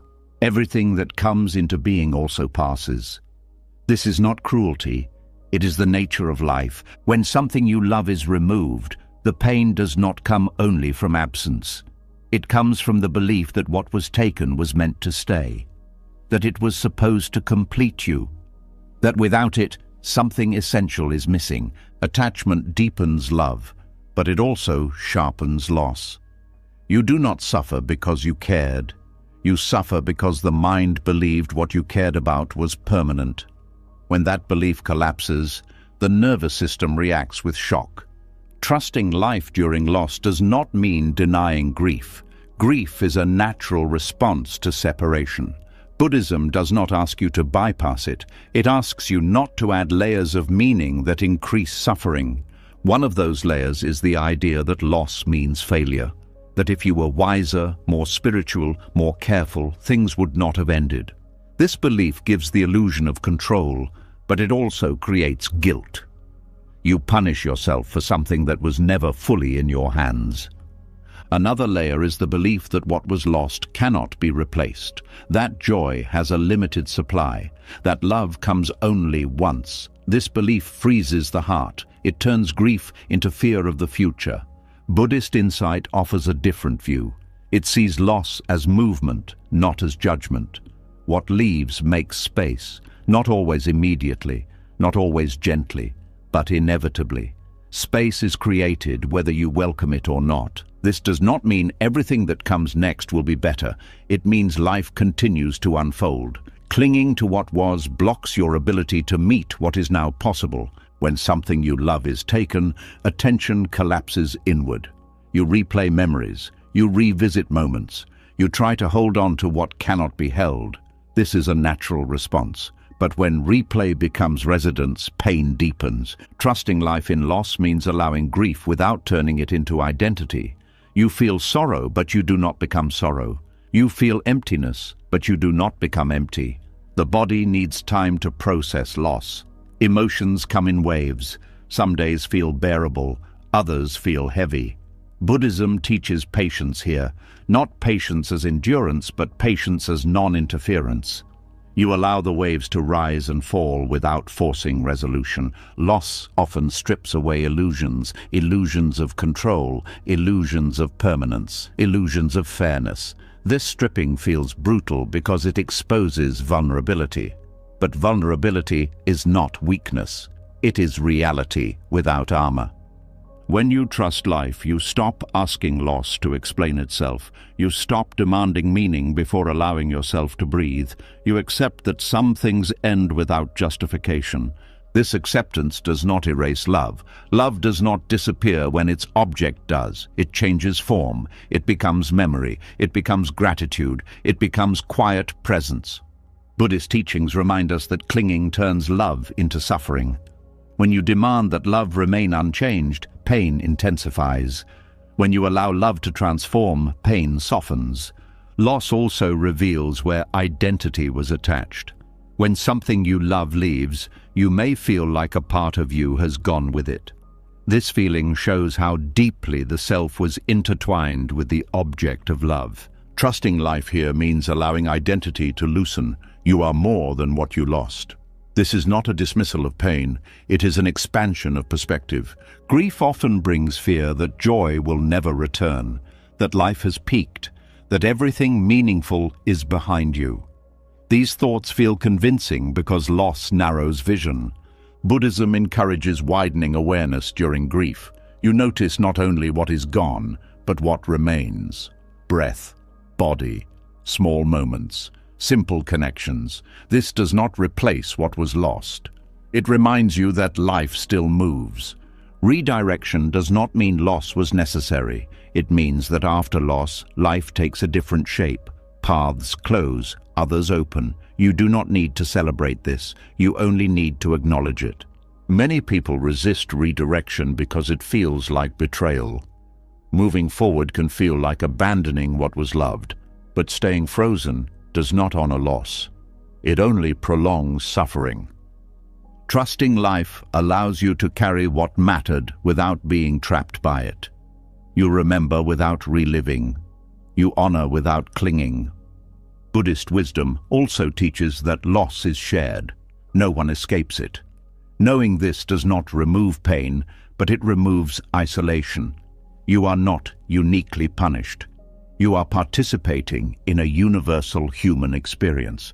This recognition can soften bitterness. You stop asking why this happened to you specifically. You see that life unfolds unevenly for everyone. Loss also teaches humility. You realize how little control you had over what you assumed was secure. This humility can open compassion both for yourself and others. Trusting life does not mean trusting that things will work out the way you want. It means trusting that you can meet what arises, even when it hurts. When you stop interpreting loss as punishment, anger softens. You stop fighting reality. You stop turning pain into a verdict on your worth. The heart gradually adjusts, not by forgetting, but by expanding.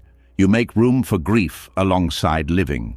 You stop waiting for grief to end before participating in life. This participation is gentle at first, small steps, small engagements. Buddhism does not rush this. It respects the pace of the heart. Loss often deepens awareness. You notice fragility. You notice preciousness. Moments feel more vivid because you know they pass. Trusting life means allowing this awareness without turning it into fear. You appreciate without gripping. You love without demanding permanence. There is a quiet strength that grows through loss when it is not resisted. You learn that you can survive change, that you can feel deeply and continue. This strength is not hard, it is flexible. It bends rather than breaks. Loss also dissolves illusions about happiness. You see that happiness was never about securing everything you love forever. It was about presence within impermanence. Buddhist insight does not promise protection from loss. It offers freedom within it. Freedom from self-blame. Freedom from resentment. Freedom from the belief that life is against you. Trusting life when it removes what you love means staying open when everything in you wants to close. It means allowing grief to pass through without building walls around the heart. This openness does not make loss painless, it makes it honest. Over time, something settles, not because you understand why loss happened, but because you stop arguing with the fact that it did. You stop asking life to justify itself. You begin to live again, not in the same way. Not with the same assumptions, but with deeper presence. What was lost remains part of your story, but it no longer blocks the next page.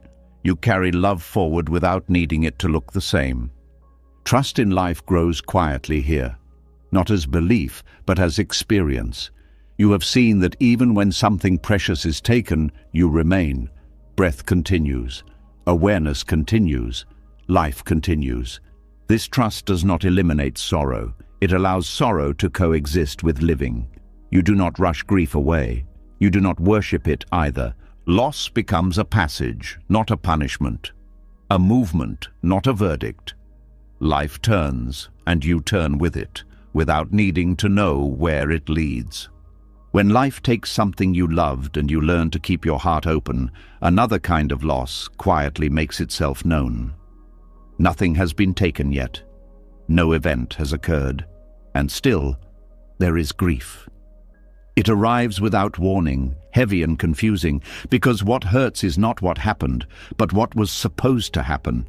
There is a future many people carry inside without realizing it. A future that feels solid, reasonable, almost guaranteed. It is built slowly, through expectations, plans, and quiet assumptions. You don't just think about it, you live from it. You organize your choices around it. You comfort yourself with it when things are hard.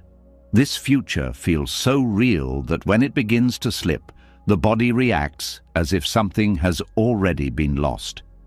Attachment to an imagined future is subtle because it often looks like hope, motivation, or direction. You tell yourself you're being practical, you're planning, you're setting goals. But beneath this planning is an emotional investment. You don't just want that future to happen, you need it to happen for your life to make sense. This is where grief begins before loss. You might notice it as sadness without a clear cause, or anxiety that doesn't match your present circumstances, or a sense of disappointment even though nothing bad has occurred yet. The mind is already mourning a future that is no longer certain. Buddhist wisdom points gently to this habit. Suffering does not only come from what is taken away, it comes from clinging to what has not arrived. When you attach to a future, you turn possibility into expectation, and expectation, when unmet, becomes pain. The imagined future often feels safer than the present. It promises resolution. It promises stability. It promises a version of you who is settled, confident, complete. When the present feels uncertain, the future becomes a refuge. But refuges built on imagination are fragile. The moment reality stops aligning with the plan, fear appears. The mind scrambles to protect the image. It tries to adjust timelines, reinterpret signs, or deny what is changing. This resistance creates tension. You live half in the present and half in a future that may never arrive. You are not fully here, and you are not fully there. This split drains energy. Attachment to the future also creates pressure. You feel rushed. You feel behind. You measure your current life against a version that exists only in your mind. No matter how much you do, it feels insufficient because you are not where you thought you'd be. This pressure is often internal. Others may not see it. From the outside, you appear functional, even successful. Inside, there is a quiet grief for a life that was supposed to unfold differently. The mind may replay turning points, decisions that seemed small at the time, moments where you believe things went off track. You ask yourself how things would look now if those moments had gone another way. This replay strengthens the attachment. It keeps the imagined future alive. Buddhism teaches that the future is not something you possess. It is not an object you can secure. It is a concept formed in the mind, shaped by desire and fear. When you cling to it, you suffer not because it disappears, but because it was never solid to begin with. Letting go of the future you were certain about does not mean becoming directionless. It means releasing the belief that your worth, happiness, or meaning depends on a specific outcome. This is difficult because imagined futures often carry identity. You don't just want a certain life. You want to be a certain person within that life. When the future dissolves, identity shakes. You may ask yourself who you are without that plan, without that role, without that timeline. This uncertainty can feel unsettling, even frightening, but it also creates openness. Grief for an imagined future is real grief. The body experiences it as loss. It deserves acknowledgement, but it does not need to be fed with stories about failure or wasted time. Many people rush to replace one imagined future with another. They quickly form a new plan to avoid the discomfort of uncertainty. But this only repeats the pattern. The attachment shifts, but the suffering remains. Buddhism encourages staying with the discomfort instead. Not to suffer more, but to see clearly. You notice how the mind creates futures to feel safe. You see how easily possibility turns into obligation. This seeing loosens the grip. You begin to hold plans more lightly. You still move forward, but without demanding certainty. You allow life to surprise you without interpreting surprise as betrayal. Letting go of the future you were certain about also changes how you experience time. You stop rushing the present to get somewhere else. You stop postponing peace until conditions are met. You may notice how often you told yourself, "I'll be okay when this ends, when that begins, when I arrive there." Each sentence delayed your life. Releasing attachment to the future brings life back to now, not as a consolation prize, but as the only place experience actually happens. This does not mean the present suddenly becomes perfect. It means you stop rejecting it in favor of an idea. You allow moments to be incomplete without labeling them as wrong. There is also a quiet freedom in not knowing. When you stop pretending the future is settled, curiosity replaces fear. You become more responsive, more flexible, less rigid in your expectations. Buddhist teachings emphasize impermanence not to remove hope, but to remove false certainty. When you accept that the future is fluid, you stop grieving its changes in advance. This acceptance reduces anxiety. You are no longer constantly checking whether life is staying on track. You stop interpreting every shift as a warning sign. Letting go of imagined futures also softens regret. You stop seeing the past as a series of missed chances leading away from the life you were supposed to have. You see it as the only path that could have been walked. This perspective brings compassion. You recognize that past decisions were made with the awareness available at the time. You stop punishing yourself for not predicting the future. The mind may still form images of what could be. That is natural. The difference is you no longer attach your sense of self to those images. They become possibilities, not promises. Grief still arises when plans fall apart, but it moves through more cleanly. It is not compounded by the belief that something essential has been stolen from you. You begin to trust that meaning does not come from fulfilling a script. It comes from presence within change. Life does not need to match your expectations to be meaningful. This trust does not make you passive, it makes you adaptable. You act with intention, but you allow outcomes to shift. You stop clinging to certainty as a form of safety. Letting go of the future you were certain about also changes how you relate to others. You stop measuring relationships by whether they fit into your plan. You allow connections to exist without assigning them a permanent role. This reduces fear of endings. You appreciate what is real now without demanding it lead somewhere specific. Buddhism teaches that clinging to the future creates suffering because it pulls you away from the present. When attention is constantly ahead, life is always being missed. Releasing that pull allows attention to settle. You notice details again, sensations, conversations, small moments that were overshadowed by anticipation. You stop living in preparation mode. You stop waiting for your real life to start. You recognize that it has been happening all along. The future you were certain about may never arrive, or it may arrive in a form you never expected. Either way, attachment only creates pain in advance. Letting go does not erase dreams. It frees them from obligation. They become expressions of interest rather than conditions for happiness. You are no longer grieving a future that hasn't happened yet. You are living the life that is unfolding now. There is relief in this, quiet relief, the kind that comes when you stop arguing with time. You allow life to move without needing to know where it leads. You trust that you can meet what comes, even if it looks nothing like what you planned. The imagined future loosens its hold, the present opens, and in that opening grief softens into curiosity, and pressure gives way to breath. When the grip on a certain future loosens, there is more room to breathe. You are no longer forcing life to follow a script. You are no longer measuring today against an imagined tomorrow. Yet even in this openness, another attachment can quietly take shape. It does not look like fear or desire. It looks like clarity, like awareness, like being right.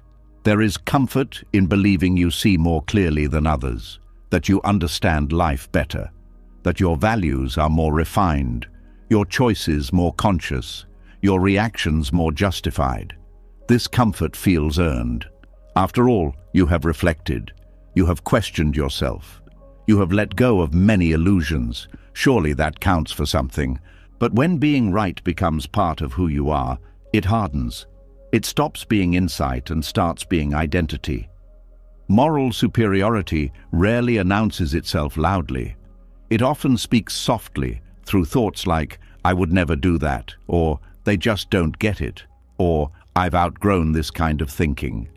These thoughts feel harmless, even reasonable, but they create separation. Buddhism points to this separation as another subtle source of suffering. When you cling to being good or aware, you create distance between yourself and others. You divide the world into those who see and those who don't, those who are conscious and those who are still asleep. This division blocks compassion, even when your intentions are kind. The problem is not discernment. Discernment is necessary. The problem is attachment to identity built on discernment.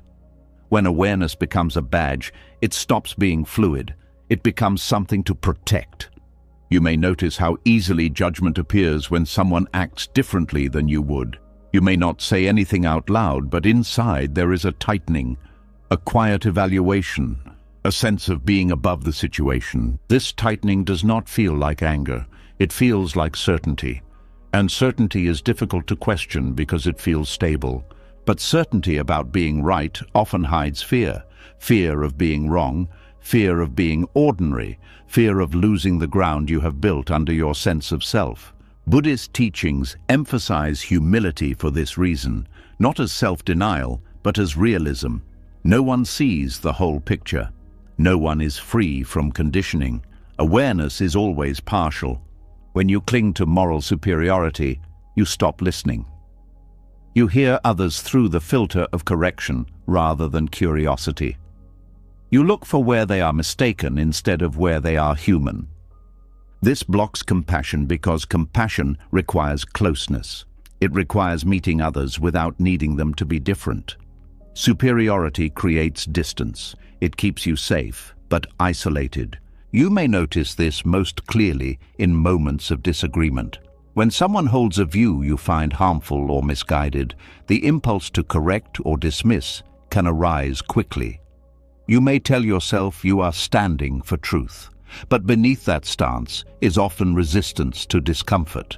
Discomfort arises when reality does not align with your values. Moral superiority becomes a way to push that discomfort away. You reassure yourself that you are on the right side. This reassurance feels calming, but it prevents deeper understanding. Buddhism does not deny the existence of harmful actions or wrong views. It questions the inner stance from which you respond to them. Are you responding from clarity or from the need to feel superior? When superiority is present, compassion weakens. You may still act ethically, but your heart is less open. You see behavior, not suffering. You see mistakes, not fear. Non-attachment to moral superiority means allowing awareness to remain flexible. You recognize harmful actions without turning them into proof of your own goodness. You hold values without turning them into identity. This flexibility allows compassion to move. You can acknowledge wrongdoing without dehumanizing. You can disagree without disconnecting. Moral superiority also shows up in subtle self-comparison. You compare your progress, your insight, your emotional regulation to others. Even within spiritual or reflective communities, this comparison thrives. Who is more awake? Who has let go more fully? Who reacts less? This comparison creates pressure. It keeps you watching yourself. It keeps you invested in maintaining an image of awareness. When you fall short, shame appears. When you succeed, pride appears. Both tighten the self. Buddhism teaches that pride and shame are two sides of the same attachment. Both arise from identification with a fixed self. When you let go of that identification, both soften. Non-attachment to being right also changes how you relate to mistakes. You no longer need to defend yourself. You can admit when you are wrong without feeling diminished. This openness deepens trust, both with yourself and others. When you stop needing to be right, conversations change. You listen more fully. You ask questions without an agenda. You allow yourself to be influenced. This does not weaken you. It strengthens understanding. Compassion grows naturally in this space, not as an effort, but as a response. You see how beliefs are shaped by experience. You see how fear drives behavior. You see yourself in others, even when you disagree. This recognition does not excuse harm, it contextualizes it. You respond with firmness when needed, but without contempt. Boundaries remain, but they are not weaponized. Moral superiority often narrows empathy. You feel compassion for those you relate to, but not for those you judge. Non-attachment widens empathy. You allow compassion to include those who trigger you. This is difficult work. It challenges the ego directly. The ego wants to be special, advanced, correct. Letting go of that need feels like loss. But what is lost is rigidity, not wisdom. Buddhist practice encourages seeing views as tools, not truths to cling to. When views are held lightly, they can be adjusted. When held tightly, they become obstacles. You may notice moments when you catch yourself feeling above a situation. That noticing is already awareness. The practice is not to judge the judgment, but to release the need it serves. Often the need is safety. Being right feels safe. It gives you ground, but true safety comes from openness, not from certainty. Non-attachment to moral superiority allows you to stay present in complexity. You do not rush to conclusions. You allow situations to be layered. This patience deepens insight. This approach also reduces inner conflict. You stop arguing with yourself about whether you are good enough or aware enough. You allow yourself to be a work in progress without grading it. The heart softens when it no longer needs to defend its position. You feel more connected, less separate, less invested in winning. Buddhism reminds us that clinging to goodness can be as limiting as clinging to badness. Both fix the self. Both create tension. When you release the need to be right, humility appears naturally, not as self-deprecation, but as openness to learning. You recognize that wisdom is not owned, it moves through. This humility invites compassion. You meet others where they are, not where you think they should be. You respond to suffering rather than judging it. Life becomes less about proving and more about participating. You engage without armor. You allow yourself to be changed by what you encounter. This does not make you passive, it makes you responsive. You act from care, not from superiority. Non-attachment to moral identity also frees you from disappointment when others fail to live up to your standards. You stop expecting perfection. You stop taking mistakes personally. This frees energy that was spent judging returns as presence. You are more available, more attentive, more alive. Compassion deepens not because you try harder, but because there is less distance. You no longer stand above, you stand with. Being right becomes less important than being real. Being good becomes less important than being kind. Being aware becomes less important than being open. You do not lose your values in this process. You lose the need to use them as a shield. There is quiet relief in this. You no longer have to maintain an image. You no longer have to monitor your position. You are free to respond honestly. The heart rests more easily when it is not defending its virtue. You allow yourself to be human, and you allow others the same. This is where compassion flows without effort, not from obligation, but from recognition. You see yourself in the mess of others and others in your own. Nothing needs to be proven here. There is nothing to win. There is only life unfolding, imperfect and shared. Letting go of moral superiority does not lower you, it brings you closer. When the need to be right loosens, the heart becomes less guarded. You stop standing above others. You stop defending your position. Yet as judgment softens, another force becomes more visible. It does not announce itself as fear.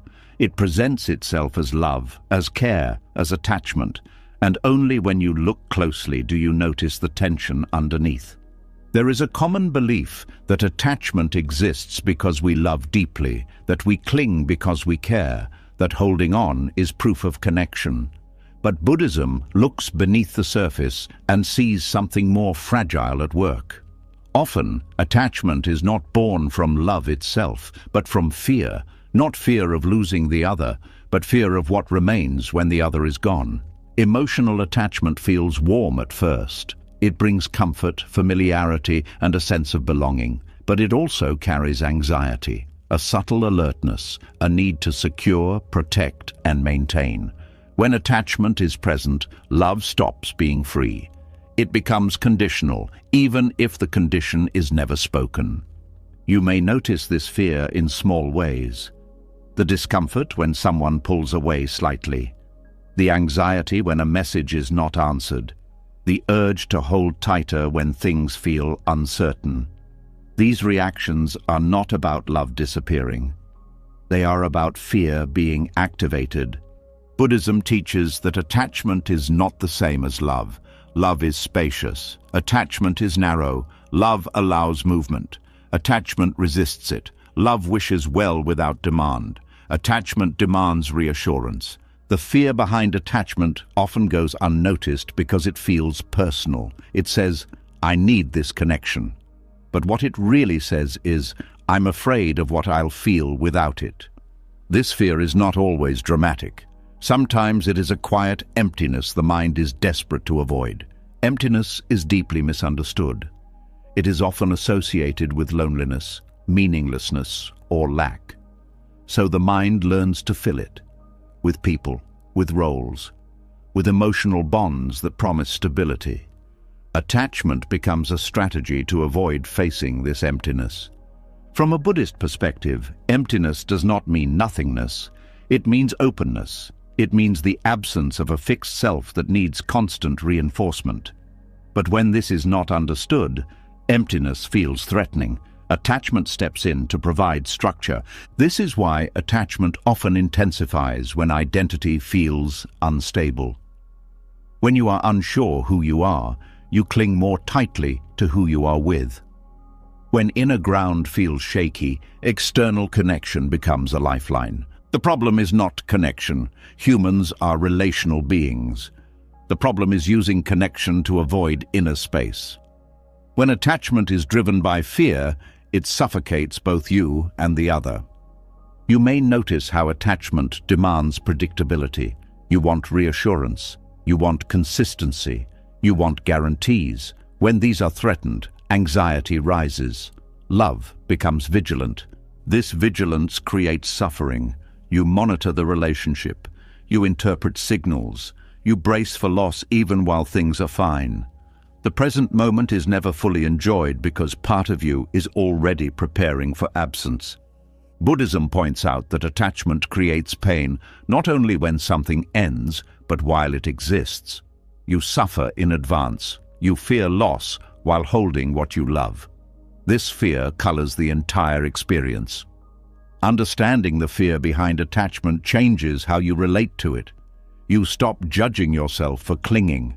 You see that clinging is an attempt to feel safe. This recognition brings compassion rather than shame. Fear of emptiness also shows up as fear of being alone, not physically alone, but internally alone. Alone with your thoughts, alone with your feelings, alone without a mirror. Attachment offers a mirror. It reflects you back to yourself. When that mirror feels essential, losing it feels like losing yourself. This is why attachment can feel like survival. Buddhist teachings encourage gently turning toward this fear rather than running from it. You notice the urge to cling. You ask what it is protecting you from. Often the answer is not loss, but space. Space feels dangerous to a mind trained to define itself through objects and relationships. Without something to hold on to, the self feels uncertain. But this uncertainty is not harm. It is freedom misunderstood. When you allow emptiness without filling it, you begin to see its nature. It is not cold. It is not lacking. It is open, alive, and responsive. From this openness, love arises without fear. Attachment tries to fix love into a form. Emptiness allows love to move. When you are not afraid of inner space, you do not need to trap connection. This does not mean you stop caring deeply. It means you stop needing care to stabilize you.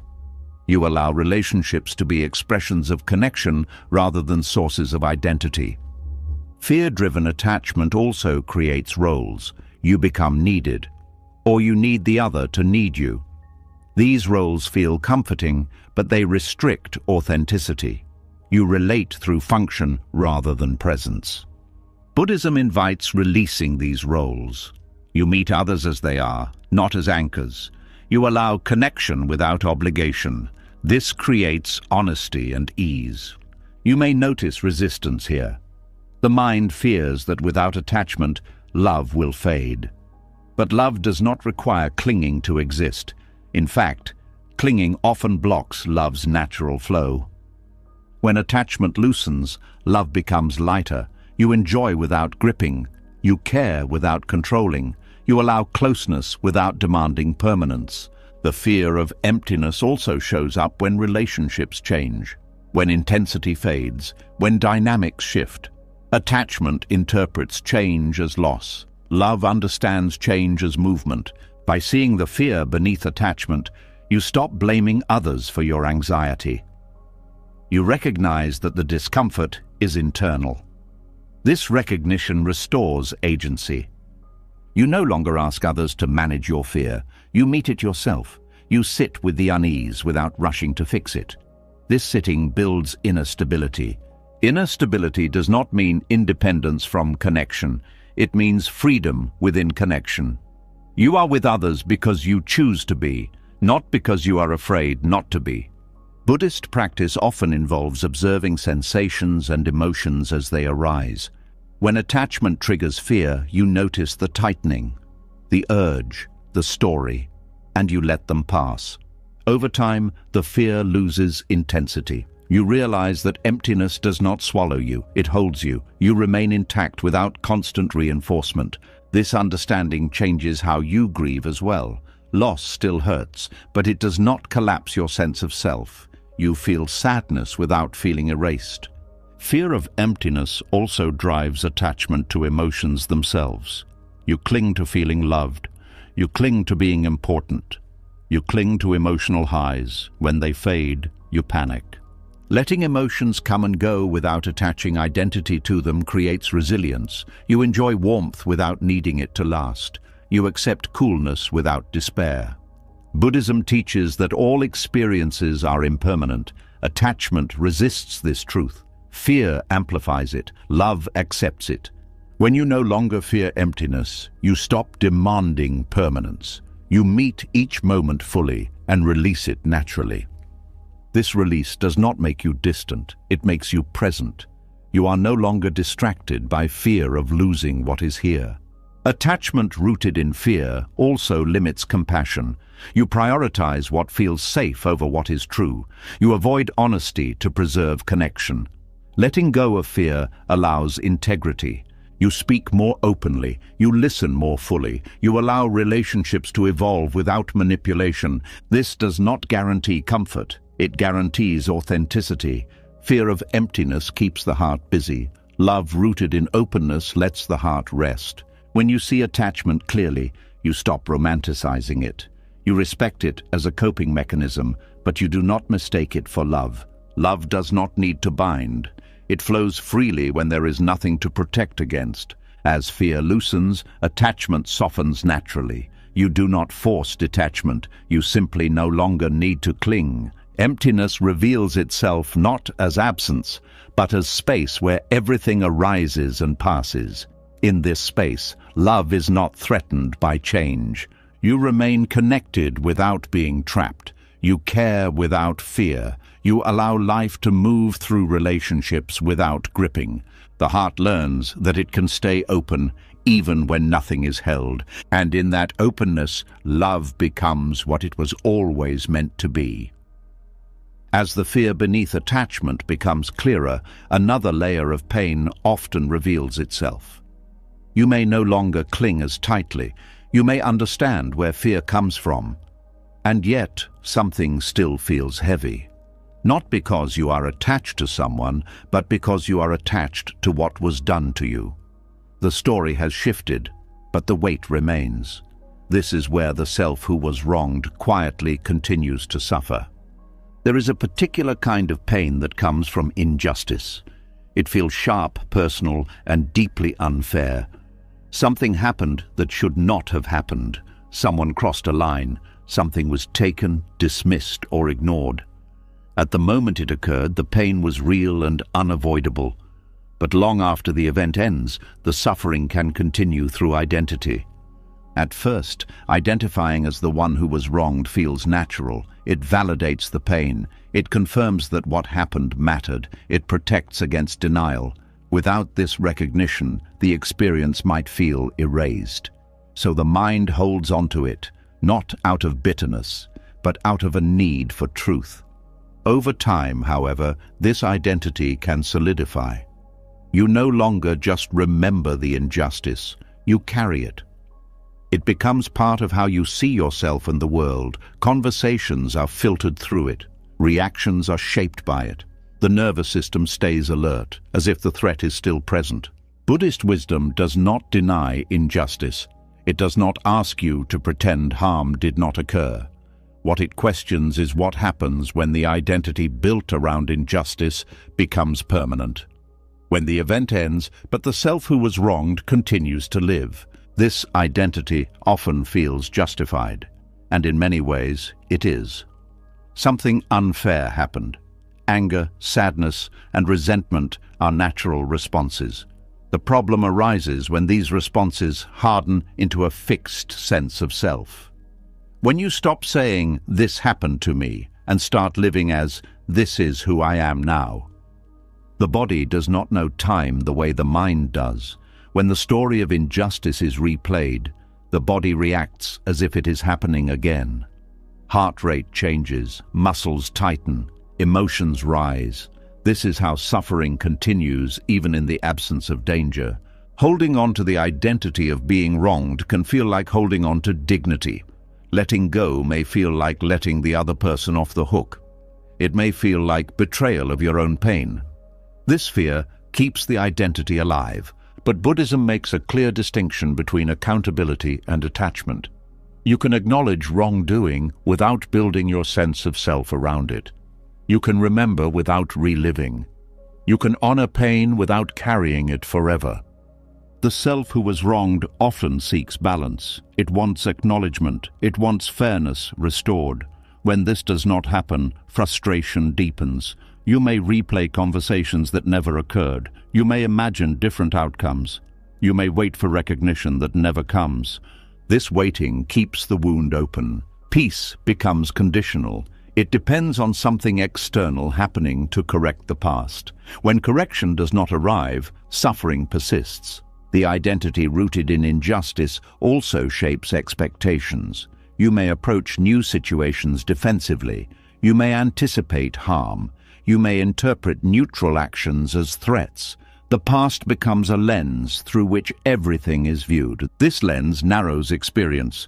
You stop meeting situations fresh. You respond to what was, not what is. The present moment becomes crowded with old meaning. Buddhist teachings point out that clinging to identity is a primary source of suffering. Any identity, even one based on truth, becomes limiting when held tightly. The self who was wronged needs to be defended. Defended selves are never at rest. Anger often accompanies this identity. Anger can be protective, it can signal boundaries. But when it is fed by identity, it turns into resentment. Resentment does not burn hot, it burns slow. It consumes energy quietly. Resentment keeps attention fixed on the past. It keeps the nervous system activated. It convinces you that letting go would mean losing power. But holding on drains power far more than release ever could. Letting go of the self who was wronged does not mean forgetting what happened. It means loosening the grip of identity. It means allowing the experience to be part of your history, not the center of your being. This process is gradual. The mind resists it because the identity has served a purpose. It has protected you from minimizing your pain. It has helped you survive. Respecting that purpose is important. Release cannot be forced. Buddhism encourages awareness instead of suppression. You notice when the story arises. You notice when you are speaking from the place of injury rather than presence. This noticing creates space. In that space, you begin to separate the event from the self. You see that what happened was real, but it is not happening now. The body slowly learns this distinction. Tension decreases, reactivity softens. The self who was wronged often carries a deep sense of isolation. It believes that no one truly understands what happened. This belief reinforces separation. It keeps you alone with the story. Letting go does not require others to understand. It requires you to stop using misunderstanding as a reason to keep suffering active. You do not need consensus to be free. There is also a subtle moral attachment here. Being wronged can feel like moral clarity. You know who was right and who was wrong. This clarity can be grounding, but it can also become rigid. Life is more complex than verdicts. Buddhist insight invites you to see harm without turning it into identity. You recognize suffering without anchoring yourself to it. This allows compassion to arise, even toward yourself. Compassion does not mean excusing harm. It means understanding how suffering perpetuates itself. When you see how your own pain continues through identity, you become less likely to pass it on. The self who was wronged often seeks justice through internal replay. But replay does not restore balance. It reinforces injury. Justice in the inner sense comes from release, not repetition. Releasing this identity also changes how you relate to power. You stop giving the past control over your present. You stop allowing someone else's actions to define your emotional life indefinitely. This does not happen through denial. It happens through acknowledgement, followed by letting be. You say yes to what happened and no to living inside it. Buddhism teaches that suffering persists when the mind resists reality. The reality here is that the event is over. The pain was real, but it does not need to be relived. When you stop identifying as the one who was wronged, you regain flexibility. You respond to situations as they are. You are not constantly protecting a wound. This flexibility brings relief. You may still feel sadness when remembering. You may still feel anger at times, but these feelings move through. They do not define you. The self who was wronged often believes that letting go means losing truth. In reality, truth does not need to be carried like a burden. It can be held lightly. As identity loosens, energy returns. Energy that was spent defending the past becomes available for the present. You engage more fully. You are less guarded. This shift does not erase boundaries. You still know what is acceptable. You still protect yourself. But you do so without carrying the weight of old injury. The body begins to trust again, not blindly, but realistically. You recognize danger when it is present, not when it is remembered. Letting go of the self who was wronged also opens the door to forgiveness, but not as a requirement. Forgiveness may or may not happen. The release is not dependent on it. The release is about freeing yourself from the role that keeps pain alive. It is about choosing not to let the past dictate your inner state. Buddhist teachings emphasize that liberation comes from seeing clearly. When you see how identity rooted in injustice sustains suffering, the grip naturally loosens. You stop asking the past to change. You stop asking others to repair what cannot be repaired. You allow yourself to live without carrying a verdict. This does not minimize what happened. It honors it by refusing to let it consume the rest of your life. The self who was wronged can rest. The event remains part of your story, but it no longer tells it. You stand here now not defined by what was done to you, but open to what is unfolding. Nothing needs to be proven. Nothing needs to be defended. The weight slowly lifts, not because the past was fixed, but because you stopped living inside it. When the identity of being wronged starts to loosen, there is often a rush of relief, less tension, less replay, less need to carry the past like a badge or a burden. In that relief, something else can happen that looks peaceful on the surface, but quietly disconnects you from what is real. It's subtle, it's common, and it can keep pain alive in a different form. This is where spirituality can become a hiding place instead of a path. There is a version of surrender that is true. It is honest, grounded, and awake, and there is a version that is only a mask. It uses spiritual language to avoid feeling what hurts. It looks calm, but it's numb. It sounds wise, but it's disconnected. Buddhism calls us toward truth, not comfort. So the difference matters. Spiritual bypassing happens when you use spiritual ideas to escape emotional reality. You say, everything happens for a reason, while your chest is tight with grief. You say, I'm detached, while your body is shaking with fear. You say, I've forgiven, while resentment is still living in your nervous system. The mind takes spiritual words and uses them as cover. This is not done out of bad intention. It is usually done out of pain, real pain, pain that feels too heavy to hold. The mind reaches for something that sounds higher, cleaner, more controlled. It wants to rise above the mess. But rising above is not the same as being free. True surrender does not float above life. It stands inside life. It feels what is here without needing it to be different. It does not rush emotions away. It does not try to be spiritual instead of human. It allows the full experience of being alive, including the parts that are uncomfortable. Avoidance feels attractive because it gives quick relief. If you label pain as ego, you don't have to feel it. If you call grief attachment, you can shame yourself out of mourning. If you call anger low vibration, you can bury it. But buried emotions do not disappear. They wait, and they return, often through anxiety, tension, fatigue, or sudden emotional storms. Buddhism does not teach you to shame emotions. It teaches you to observe them. Emotions are not moral failures. They are signals moving through the body. When you avoid them using spirituality, you cut yourself off from your own truth. Spiritual bypassing often creates a false self, a self that is always calm, always positive, always understanding, always above conflict. This self feels pure, but it is fragile. It requires constant maintenance. You have to keep pushing down the parts of you that don't match the image. This creates inner conflict. The surface may look peaceful, but underneath there is tension. You may feel guilty for having strong emotions. You may judge yourself for being hurt. You may believe you are failing spiritually because you're still human.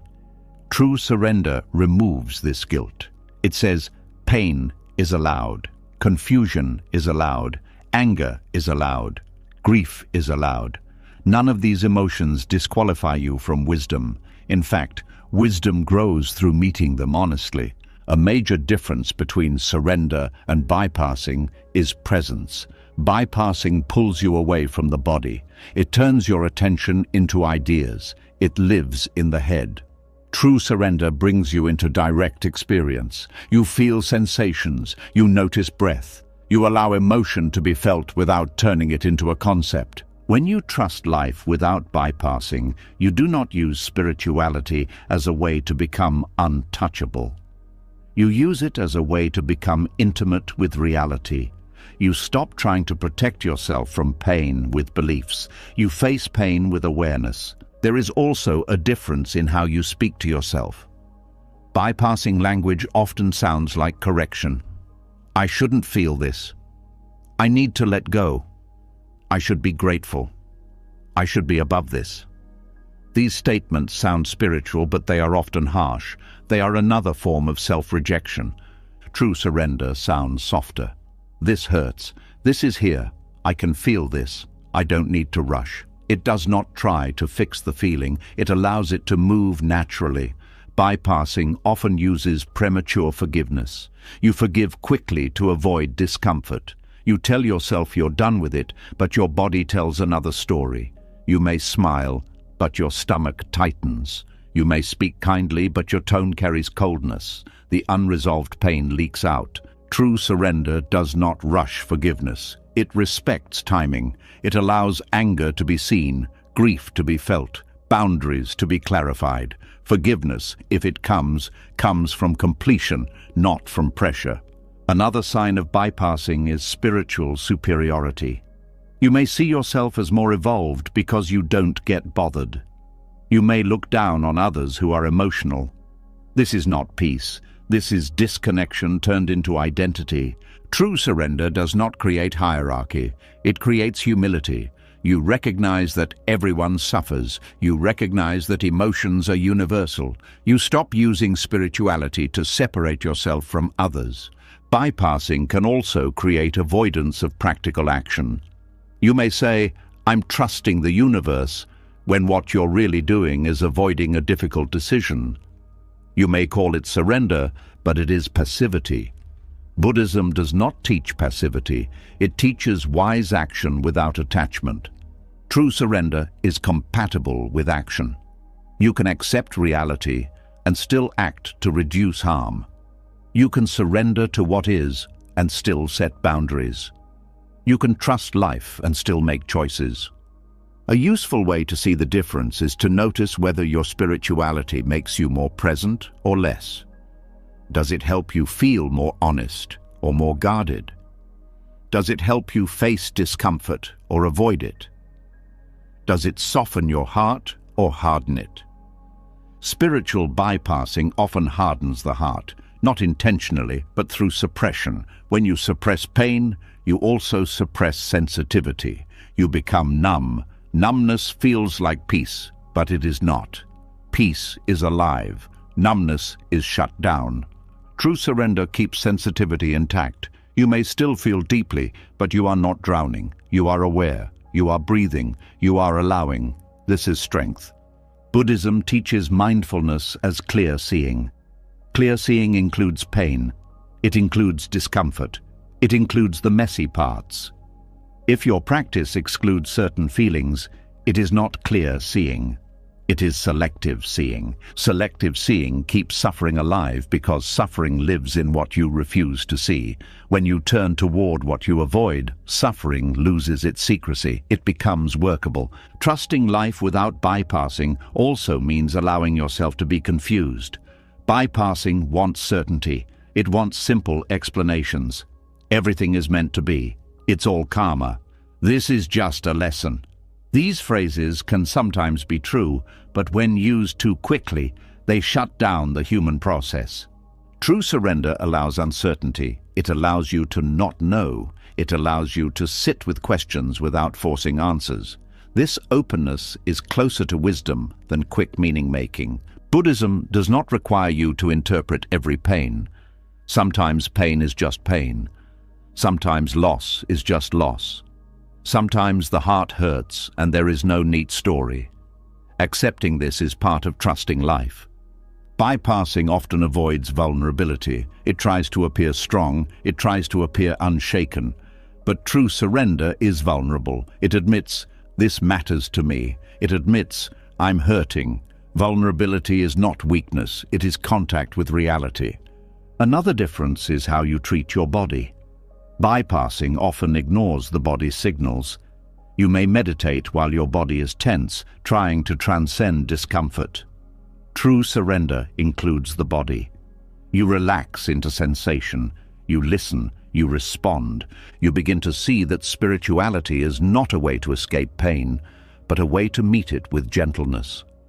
When you meet pain honestly, it moves. When you avoid it, it solidifies. Trusting life without bypassing also changes your relationship with joy. When you don't suppress pain, joy becomes more genuine. You stop forcing positivity. You allow happiness to arise naturally. You stop performing wellness. This honesty creates a quiet confidence. Not the confidence of being above life, but the confidence of being able to meet life. You become less afraid of your own emotions. You stop treating them as threats to your spiritual identity. You see them as weather. They pass through awareness. True surrender is not a concept. It is a direct experience. It is the moment you stop fighting what is here and allow yourself to feel it fully. That feeling may be uncomfortable, but it is honest. And honesty has a healing power that bypassing never can. The path becomes simpler. You breathe, you notice, you allow. You act when action is needed. You rest when rest is needed. You stop using spirituality as armor. Trust grows when you see that you can remain present even in pain. You do not need to escape yourself. You do not need to rush to meaning. You can be here with what is real. This is what it means to trust life without bypassing. You do not float above the human experience. You live it fully, with awareness. You stop hiding behind spiritual language and start meeting your life directly. Nothing is avoided here, nothing is forced, nothing is performed, only truth, felt clearly, moment by moment. When spirituality becomes honest and grounded, when it no longer serves as a hiding place, another desire quietly steps forward. It does not announce itself as ego. It presents itself as meaning, as purpose, as the wish to matter in a specific way. A subtle longing to be different, recognized, chosen, or set apart. This longing is easy to miss because it feels noble. You want your life to count. You want your pain to mean something. You want your insight, your growth, your struggles to lead somewhere special. On the surface, this looks like aspiration, but underneath it often carries dissatisfaction with the ordinary. Many people feel an unease they cannot explain. Life is stable. Nothing is particularly wrong. And yet something feels flat. In these moments, the mind begins to search for significance. It whispers that this cannot be all there is, that there must be something more, something bigger, something that sets you apart from the rest. This craving for significance is not arrogance. It usually comes from insecurity, from the fear of being replaceable, from the discomfort of being one among many. The idea of being special offers relief from that discomfort. It promises importance in a world that feels vast and indifferent. Buddhism looks directly at this desire without judgment. It recognizes that the need to be special is another form of attachment to self, a refined one that can survive even after letting go of many obvious ego traps. You may notice this need in subtle ways, feeling disappointed when your efforts go unnoticed, feeling restless when your life feels simple, feeling unseen when your insight is not acknowledged. Even spiritual growth can become a way to stand out. The problem is not uniqueness. Every life is unique by nature. The problem is craving uniqueness as validation. When being special becomes a requirement for satisfaction, ordinary life begins to feel insufficient. This is where dissatisfaction grows quietly. You eat, work, rest, connect, and yet something feels missing. Not because life lacks depth, but because it does not confirm your imagined importance. The mind compares constantly. Others seem more successful, more enlightened, more impactful. Even if you do not envy them, you feel a pressure to keep up, to prove that your path is meaningful too. Buddhism teaches that comparison is rooted in self-centered thinking, not selfishness, but fixation. Attention circles around the self and its position in the world. This fixation narrows perception. You stop seeing life as it is and start measuring it. Craving to be chosen often comes from early experiences. Being praised, singled out, or valued conditionally can shape the belief that love depends on standing out. Later, this belief turns into a constant search for confirmation. You may seek it through achievement, through relationships, through spirituality, or through suffering itself. Pain can become a way to feel special. Being misunderstood can become a badge. Struggle can become identity. This does not mean your pain is fake. It means the meaning attached to it may be carrying extra weight. When suffering becomes a way to feel significant, it becomes harder to let go. Ordinary moments then feel disappointing. Washing dishes, sitting quietly, repeating daily routines. These moments do not feed the need to be special, so the mind disengages from them. Life feels dull not because it lacks richness, but because attention is elsewhere. Buddhism does not promise significance, it promises freedom, and freedom often looks ordinary. It looks like presence without commentary, like peace without applause. Releasing the need to be special means allowing life to be simple, without interpreting simplicity as failure. It means letting go of the belief that meaning must be dramatic or visible. This release can feel threatening at first. If you are not special, then what are you? The mind fears disappearing into sameness, but what actually dissolves is pressure, not self. When you stop trying to stand out, you start to settle in. You engage more fully with what is in front of you. You stop waiting for something extraordinary to justify your existence. Buddhist teachings emphasize suchness, things as they are. A cup is a cup. A breath is a breath. There is no hierarchy in presence. Nothing needs to be elevated to be meaningful. The craving to be chosen often affects relationships.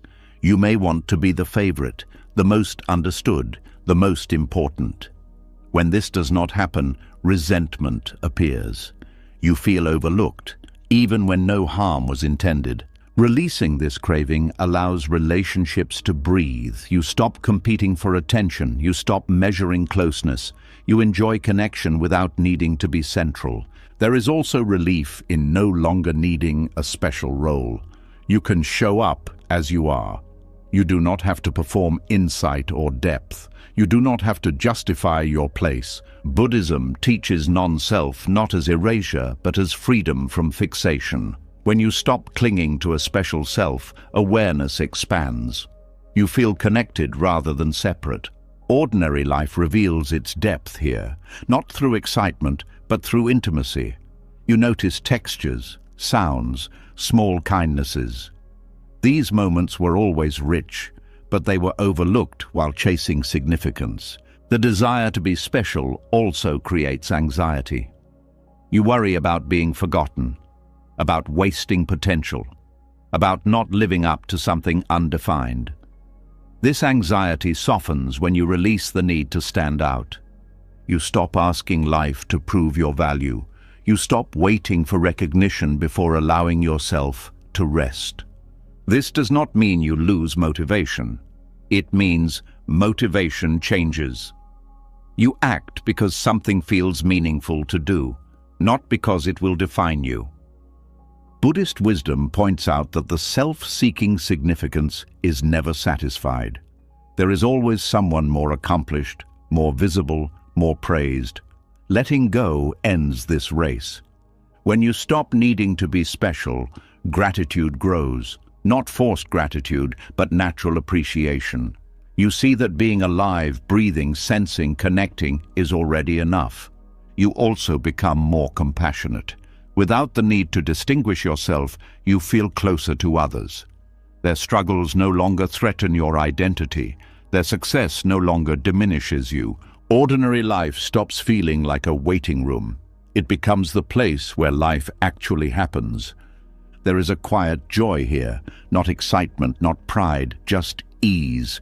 You are not trying to prove anything. You are not trying to be chosen. You are already here. Buddhism does not elevate one person above another. It points to awareness that belongs to no one. When you rest in this awareness, the need to be special fades. You still have preferences, you still have talents, you still have a unique expression, but you are no longer burdened by making them mean something about your worth. Dissatisfaction softens when ordinary moments are allowed to be enough. You stop scanning for something more. You stop feeling left behind by life. Releasing the need to be special also frees creativity. When you are not trying to impress, expression becomes honest. You create, speak, and act from sincerity rather than ambition. This sincerity feels grounding. You are no longer chasing a feeling of importance. You are participating in life as it is.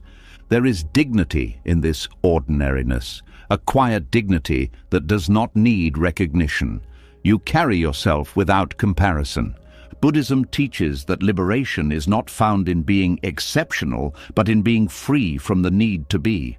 When that need falls away, life opens. Nothing dramatic happens. And that is the point. You wake up, you live, you respond, you rest. And for the first time, this feels sufficient.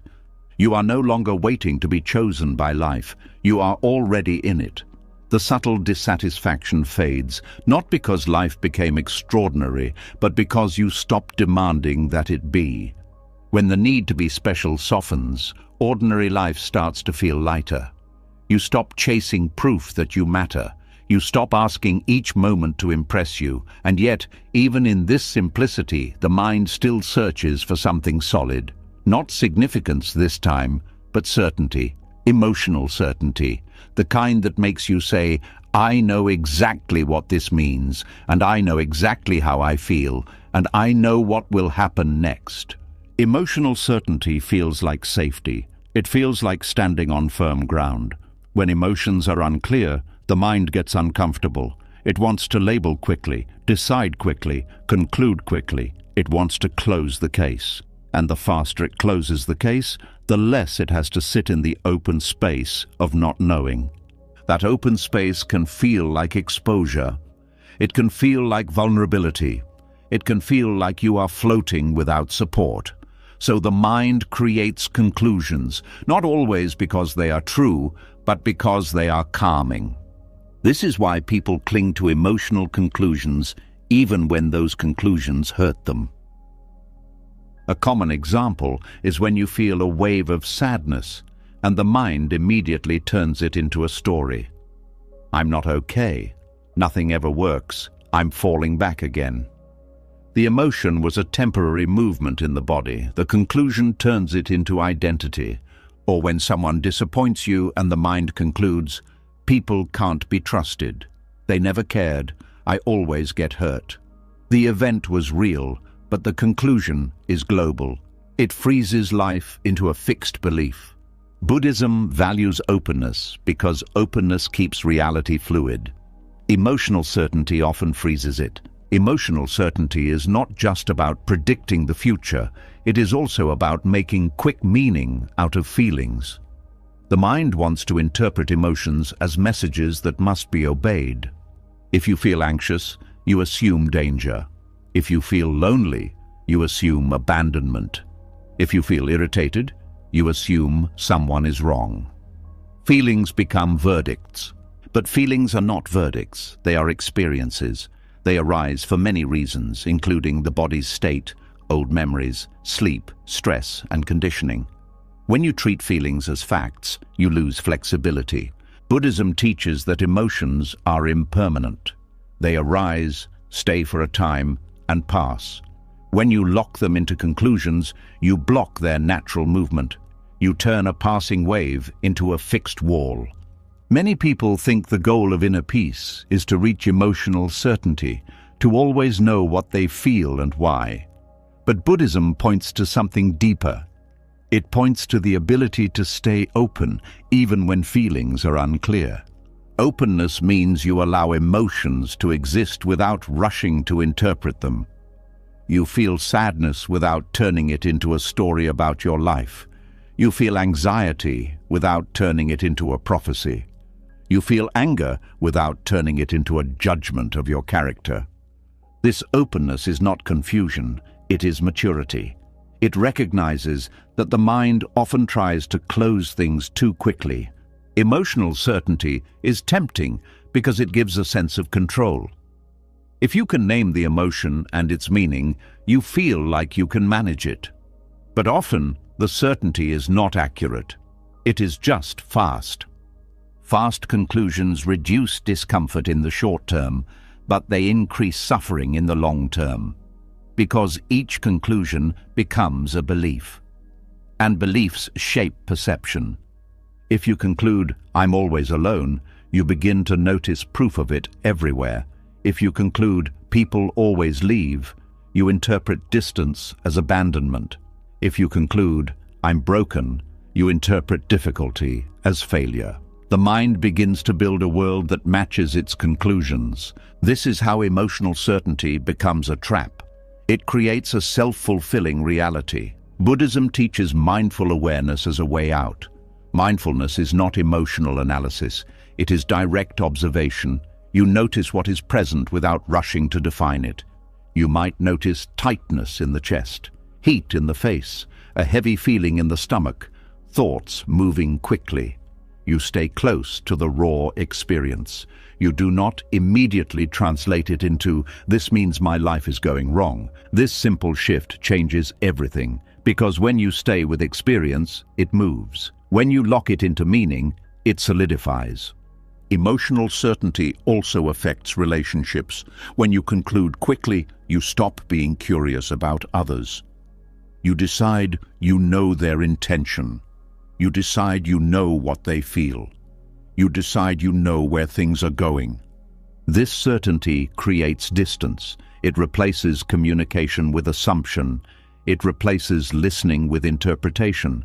Buddhism values openness because openness allows connection. When you stay open, you can ask questions. You can clarify. You can respond to what is real rather than what you assumed.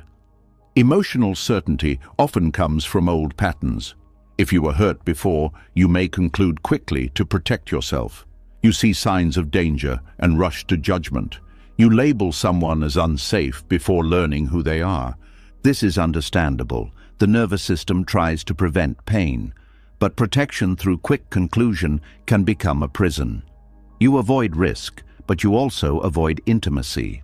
Openness does not mean being naive. It means holding your interpretations lightly. You notice your reaction, but you don't worship it. You allow room for new information. Buddhist teachings often speak about beginner's mind. This is the mind that meets each moment fresh, without heavy conclusions. Beginner's mind does not mean ignorance. It means openness. When you practice beginner's mind, you notice how many emotional conclusions are habits. You see the mind reaching for familiar stories. You catch the impulse to say, "Here we go again." You do not suppress it. You simply do not build a house inside it. This practice can feel uncomfortable at first because emotional certainty is addictive. It gives the ego a role. The ego loves certainty because it loves being right.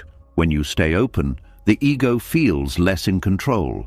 It doesn't get to declare final truths. It doesn't get to define the moment. This can feel like losing ground, but what you gain is freedom. You gain the ability to change your mind. You gain the ability to allow feelings to pass without defining you. Openness also reduces inner conflict. Many people fight themselves because they want emotional certainty. They want to feel the right way. When emotions don't match their ideals, they panic. They say, "Why am I still sad? Why am I still anxious? I thought I was over this." These questions are fueled by the belief that feelings should be predictable and linear. But emotions are not linear. They are alive. Buddhism invites you to stop demanding emotional consistency. You allow your inner world to move like weather. Some days clear, some days cloudy. Neither day defines you. Letting go of emotional certainty also allows creativity. When you are not trapped in fixed conclusions, you can respond more intelligently. You can explore options rather than repeating patterns. You may feel uncertainty in a relationship, and instead of concluding, "This is doomed," you might stay open and communicate.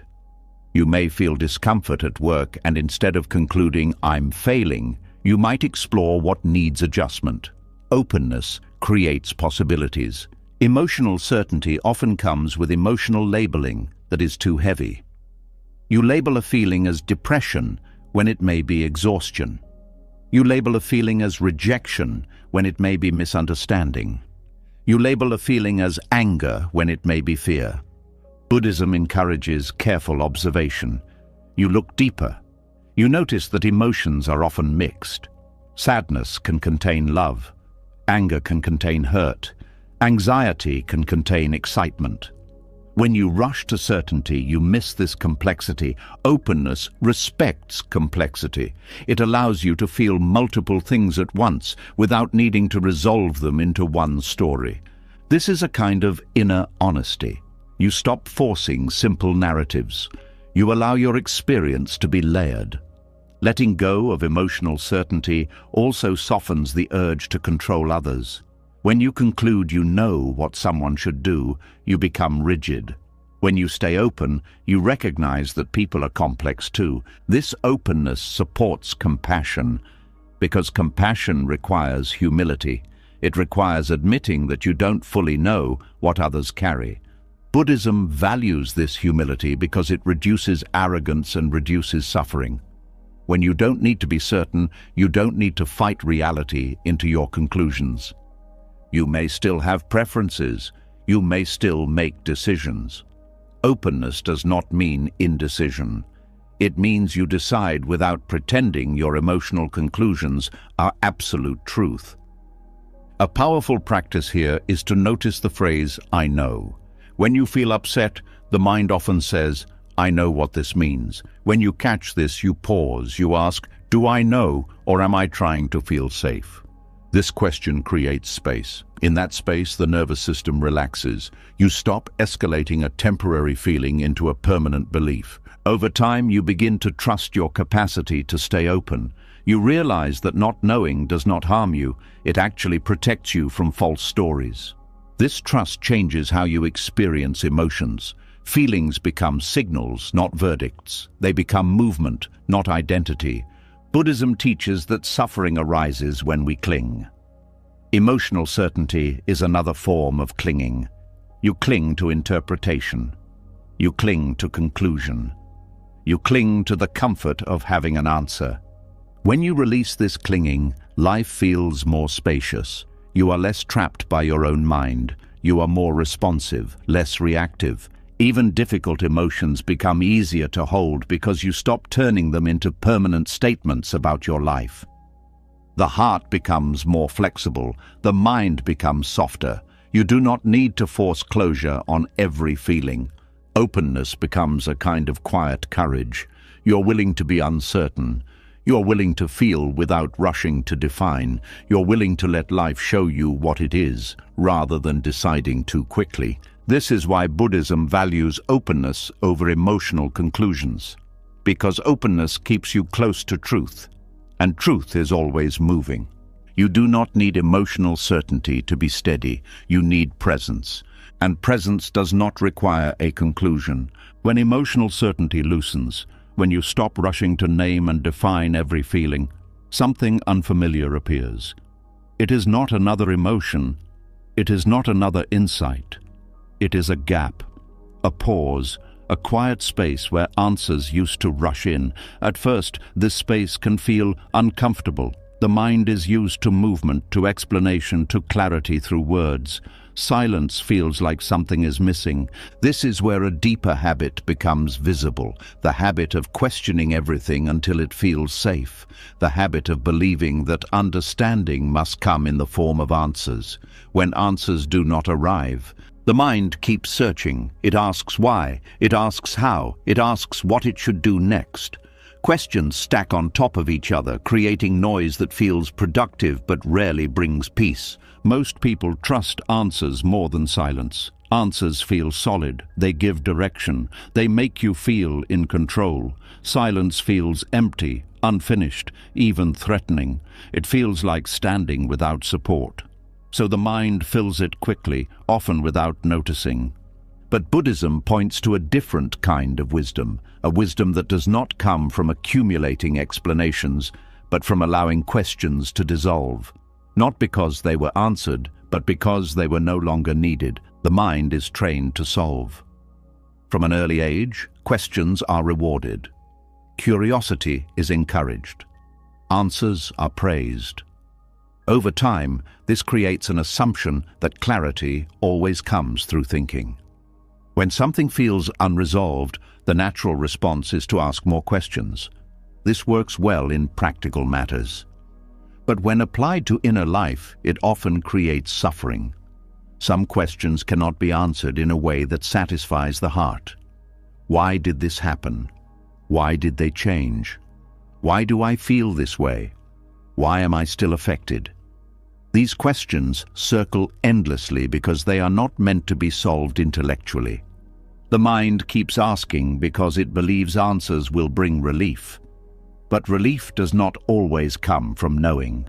Sometimes it comes from stopping. Silence is often misunderstood as absence, but in Buddhist understanding, silence is presence without commentary. It is awareness resting in itself, without trying to explain or control experience.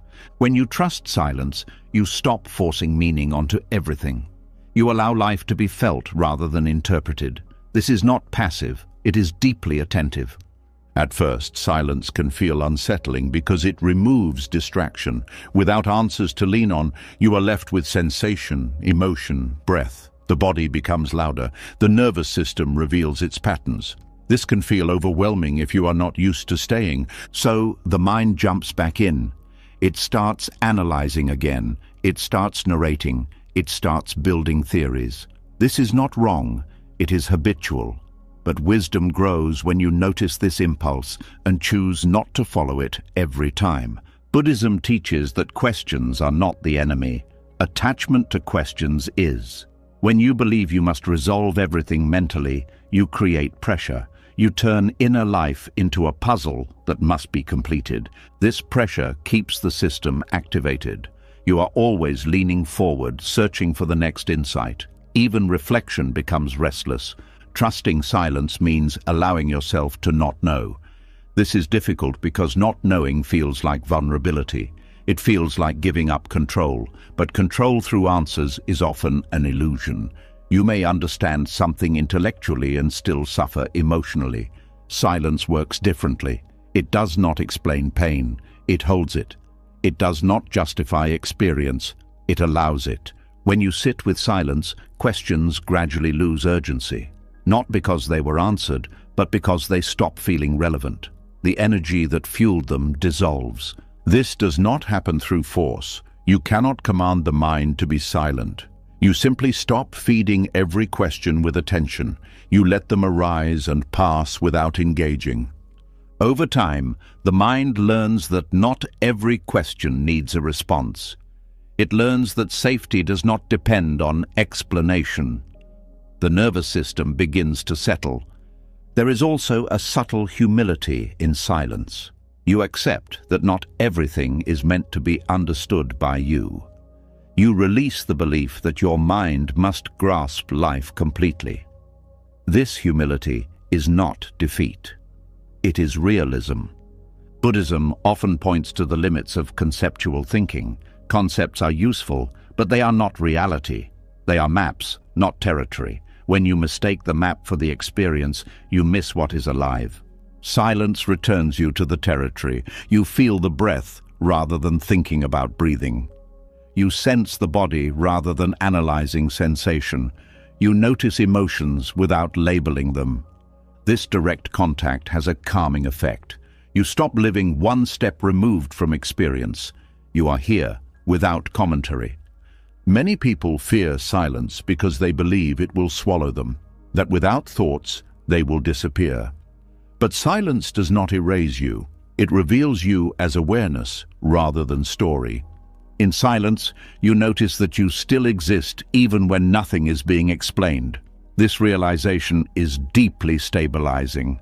Trusting silence also changes how you relate to problems. Instead of immediately trying to solve them, you allow them to sit.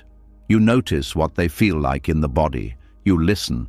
Often, clarity emerges on its own when the mind stops interfering, not as a dramatic insight, but as a simple sense of what needs to be done. This clarity is quieter than thought, but more reliable. Buddhist teachings emphasize that wisdom is not something you add. It is something that appears when obstruction is removed. Constant questioning can be an obstruction. When questions dissolve, attention frees up. You are no longer busy managing uncertainty. You are present with what is.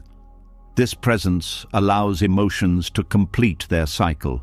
Feelings that were stuck because they were constantly being analyzed begin to move.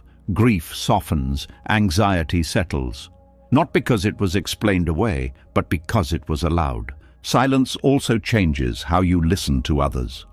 When you are not rushing to respond or interpret, you hear more. You notice tone. You notice pauses. You become attuned to what is not said. This deepens connection. You stop needing to fill gaps in conversation. You allow space. Others feel met without being dissected. Trusting silence does not mean you stop speaking. It means you speak from a quieter place. Words come with less urgency, less need to be right, less need to convince. There is a confidence in silence that does not come from answers. It comes from familiarity with not knowing. You realize you can function without constant explanation. This confidence is different from certainty. Certainty is rigid. Silence is flexible. Certainty closes. Silence opens. Buddhism values this openness because it allows insight to arise naturally. When the mind is quiet, patterns become visible. You see connections without forcing them. You may notice that after sitting in silence, a question that once felt urgent no longer matters. Or it resolves itself without conscious effort, or it remains unanswered, but no longer painful. This is the difference between intellectual resolution and experiential resolution. One satisfies the mind, the other satisfies the whole system. Trusting silence also reduces mental fatigue. Constant questioning is exhausting. The mind never rests. Silence allows rest without shutting down awareness. In silence, you are not trying to improve yourself, understand yourself, or fix yourself. You are simply here. This simplicity is deeply nourishing. Many people associate silence with emptiness in the negative sense. But Buddhist emptiness is fullness without fixation. It is space where everything can arise and pass. When you stop filling that space with questions, life flows more freely. You are less caught in mental loops. You respond more spontaneously. Silence also reveals the difference between curiosity and compulsion. Curiosity is light. Compulsion is heavy. When questioning becomes compulsive, it signals fear. Trusting silence allows fear to be felt without being interrogated. Fear moves through more easily when it is not surrounded by questions. There is also grief that can surface in silence. Grief for things that will never be fully understood. Grief for answers that will never come. Allowing this grief is part of surrender. Buddhism does not promise complete understanding. It promises freedom from suffering. These are not the same. Freedom often comes when you stop demanding answers from life. When you allow mystery to exist without trying to solve it. Mystery is not a failure of understanding. It is a condition of being alive. Trying to eliminate it creates suffering. When you trust silence, you make peace with mystery. You stop arguing with uncertainty. You stop treating not knowing as a problem. This peace does not make you passive. It makes you responsive. You act when action is clear. You wait when it is not. You learn to recognize the difference between confusion and openness.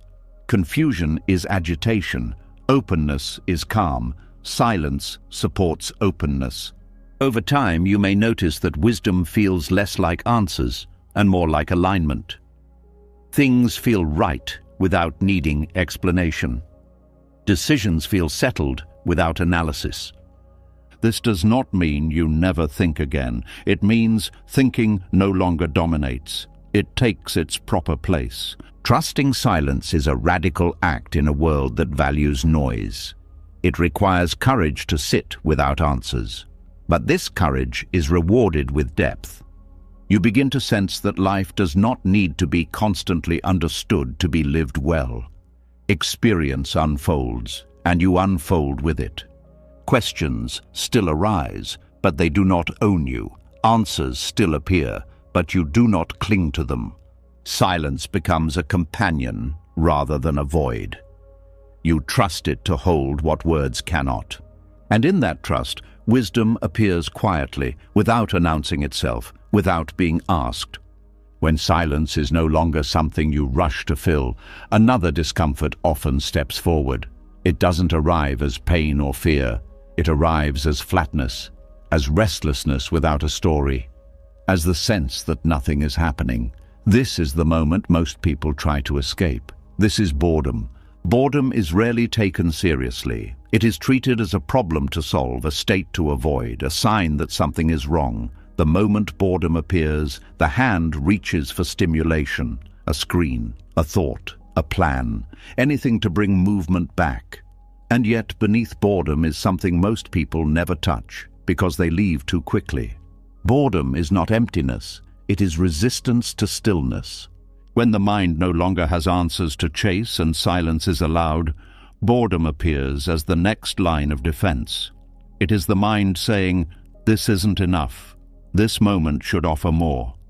That complaint feels small, but it carries a deep assumption that presence must be entertaining to be valuable. Buddhism sees boredom differently. It does not treat boredom as a failure of the moment, but as a doorway the mind avoids because it leads somewhere unfamiliar. Boredom arises when stimulation drops and attention has nowhere to go. The usual hooks are gone, no drama, no urgency, no emotional charge, just simple experience. The mind panics slightly here because it has been trained to equate movement with meaning. This panic often shows up as irritation. You feel restless, you feel distracted, you feel an urge to do something, anything, not because something needs to be done, but because the mind is uncomfortable with being unoccupied. This discomfort is important. It reveals how addicted the mind is to stimulation. Not pleasure, but stimulation. Even negative stimulation feels better than none. Worry, planning, replaying conversations, imagining problems. These are not signs of a troubled mind, they are signs of a bored one avoiding stillness. Buddhism teaches that boredom is not the absence of meaning, but the absence of distraction. When distractions fall away, raw experience is left behind. Breath, sensation, sound, awareness itself. To a mind used to noise, this feels dull. But dullness is a judgment, not a fact. When you stay with boredom instead of resisting it, something subtle begins to shift. The urge to escape rises and falls. The restlessness peaks and then softens. What remains is a quieter attention, no longer pulled outward. At first, this attention feels empty. But if you stay, it deepens. Boredom is often the surface layer of presence. Most people never pass through it because they mistake it for a dead end. In reality, it is a threshold. The resistance to boredom comes from a belief that life should constantly provide interest. This belief creates suffering because life is not designed to entertain you, it is designed to unfold. When you expect stimulation, ordinary moments feel lacking. Waiting feels unbearable. Simplicity feels like deprivation. You miss much of life because you are waiting for it to become more exciting. Buddhism points out that craving stimulation is just another form of craving. It keeps the mind restless. It prevents contentment. Even pleasurable experiences lose depth because they are consumed quickly, always compared to the next thing. Letting go of resistance to boredom does not mean forcing yourself to like it. It means not running from it. You allow the sensation of boredom to be felt in the body. The heaviness, the restlessness, the vague dissatisfaction. When you feel boredom directly without commentary, it begins to change. It becomes sensation rather than story. And sensation moves. This is where presence opens. Under boredom is aliveness that does not shout. It hums. It is subtle. The rise and fall of breath, the play of light, the feeling of sitting. These things were always here, but they were overshadowed by the demand for more. Deep presence is not dramatic. It does not excite the mind. It satisfies something deeper. Buddhism teaches mindfulness as attention without preference. You notice what is here without asking it to entertain you. This is a radical shift. It removes the consumer mindset from experience. When you stop demanding that the moment perform, you begin to see its texture. Stillness reveals layers. Silence reveals sound. Simplicity reveals richness. Boredom often carries a sense of time dragging. Minutes feel longer. This happens because the mind is no longer skipping ahead. It is actually here. Accustomed to jumping, it interprets staying as slowness. But slowness is not a problem. It is a recalibration. When you allow time to feel slow, the nervous system relaxes. You stop racing internally. You stop compressing experience. Life begins to feel fuller because you are not rushing through it. Many people fear boredom because they fear what will surface underneath it. Old emotions, unresolved feelings, a sense of emptiness. This fear keeps them busy. Buddhism does not rush past this fear. It invites you to stay, to see that what surfaces is not dangerous. It is simply what was already there, waiting for attention. When boredom is allowed, creativity often follows. Not the frantic kind, but a quiet curiosity. Ideas arise naturally. Insight appears without effort. This happens because the mind is no longer overloaded. Boredom clears space. This space allows presence to deepen. You become less reactive, less impatient, less dependent on stimulation to feel alive. The world begins to feel less exhausting. You no longer need constant input. Silence becomes nourishing. Waiting becomes neutral. Stillness becomes familiar. Buddhism values this familiarity because it supports equanimity. You are not thrown off balance by lack of excitement. You are not constantly seeking distraction. Letting go of resistance to boredom also changes how you relate to discomfort. You stop escaping mild unease. This builds tolerance. You become less fragile. This does not make life dull. It makes it steady. When boredom is no longer an enemy, you stop fighting large parts of your day. Routine becomes workable. Repetition becomes grounding. You stop needing every moment to be meaningful in an obvious way. Meaning begins to arise quietly, through presence rather than stimulation. Boredom often hides judgment. This moment isn't enough. Letting go of boredom means letting go of that judgment. You stop ranking moments. You stop demanding peak experiences. Buddhism teaches that awakening is not found in special states. It is found in ordinary awareness. Boredom is often the doorway to that awareness because it strips away fantasy. Staying with boredom reveals how much of suffering comes from impatience. The inability to be with what is simple. When impatience softens, suffering decreases. You may notice that boredom feels different depending on how you meet it. When resisted, it feels heavy and irritating. When allowed, it becomes spacious and calm. This shift is not mental, it is experiential. You feel it in the body. Letting go of resistance to boredom also changes how you use technology. You stop reaching automatically. You choose rather than react. This restores agency. Life becomes less fragmented. Attention becomes less scattered. You feel more whole. Boredom is also closely tied to identity. When nothing is happening, the self feels less defined. There is no role to play, no task to perform. This can feel threatening. Buddhism teaches that this threat is imaginary. You do not disappear when you are not doing. You become more present. Presence does not require action. It requires openness. When you stop resisting boredom, you stop filling every gap. You allow pauses. You allow silence in conversation. You allow moments without purpose. These pauses create depth. You begin to notice that boredom often passes quickly when not fed.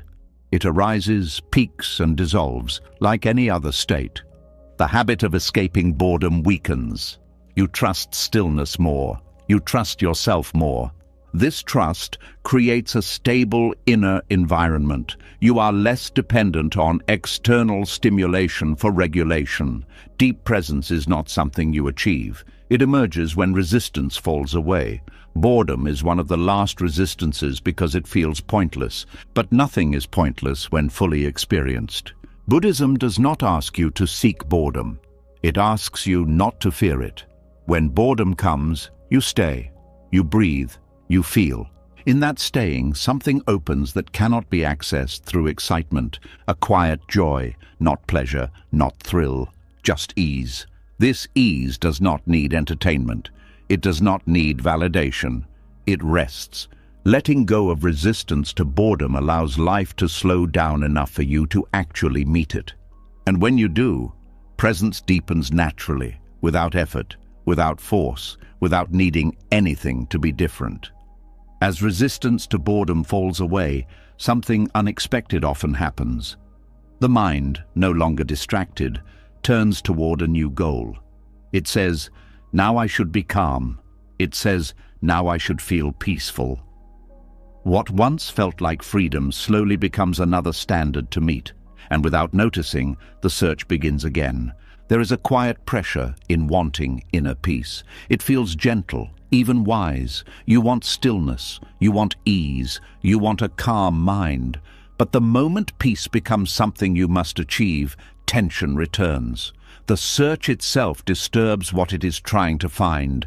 Many people believe inner peace is a permanent state, a finish line, a place where discomfort no longer appears. This belief turns peace into an object, something to hold on to and protect.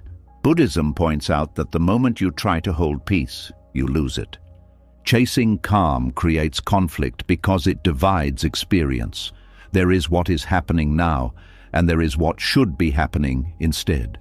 Any feeling that does not match the ideal is treated as a problem.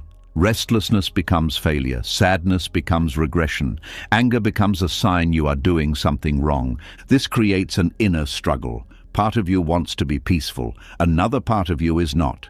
The peaceful part tries to silence the rest. The restless part resists, and the conflict grows.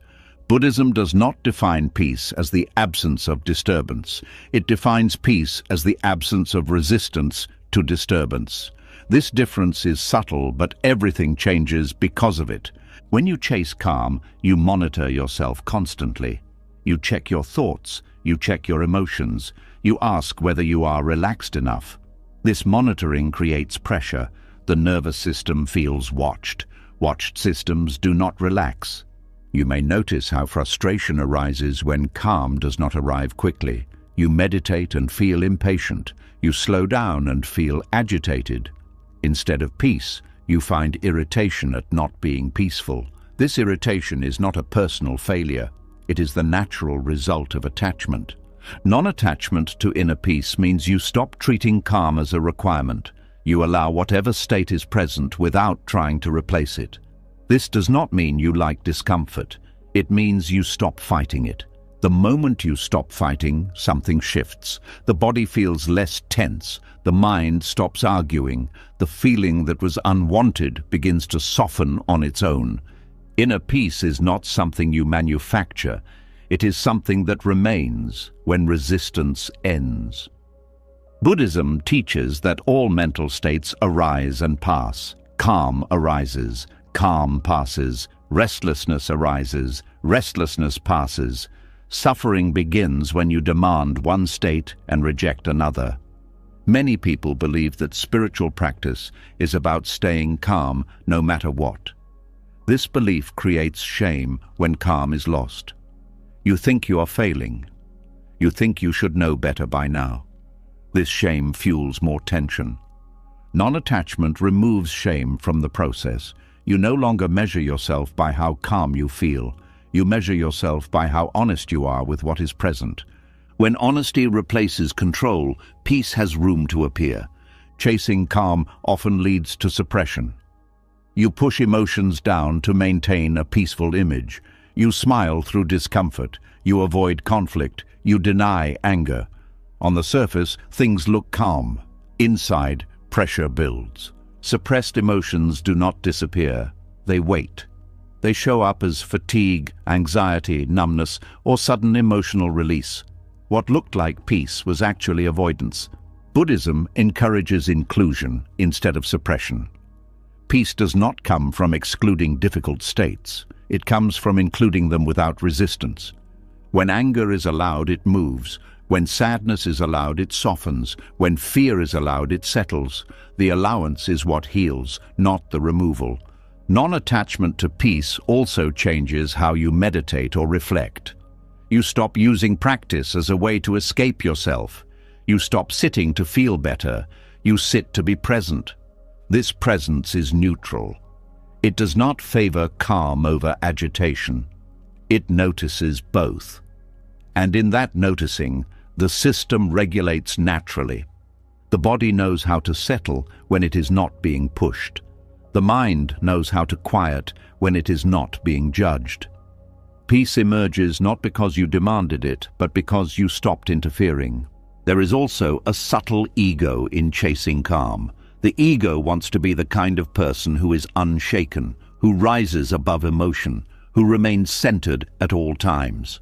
This image becomes another identity to protect. When you attach to being peaceful, losing peace feels like losing status. You feel embarrassed by your own reactions. You judge yourself for being human. Non-attachment dissolves this identity. You allow yourself to be affected by life without interpreting it as weakness. You respond rather than react, not because you are calm, but because you are present. Buddhism teaches equanimity, not constant calm. Equanimity is the ability to remain open in all states. Calm may arise within equanimity, but it is not required. This understanding reduces fear of disturbance. You no longer panic when emotions arise. You no longer rush to fix yourself. You trust the process. Peace becomes a side effect rather than a goal. Chasing calm also narrows life. You avoid situations that might unsettle you. You limit expression. You choose safety over honesty. Over time, life feels smaller. Non-attachment allows fullness. You engage with life even when it is messy.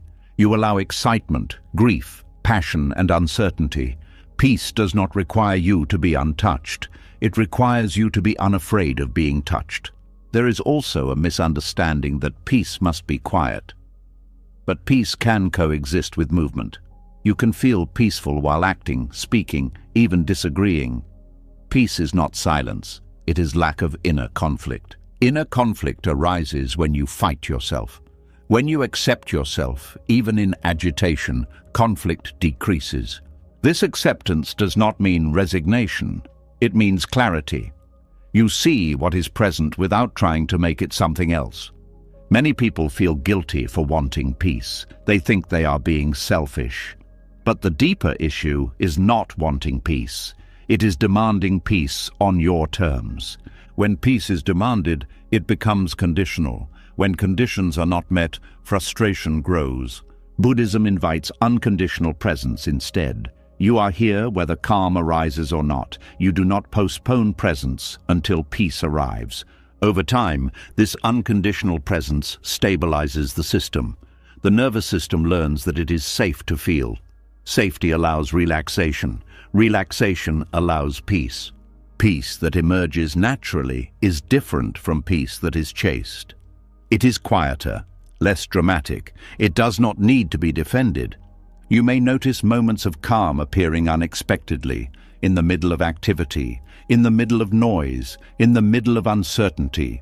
These moments feel genuine because they are not forced. They come and go. And you let them go.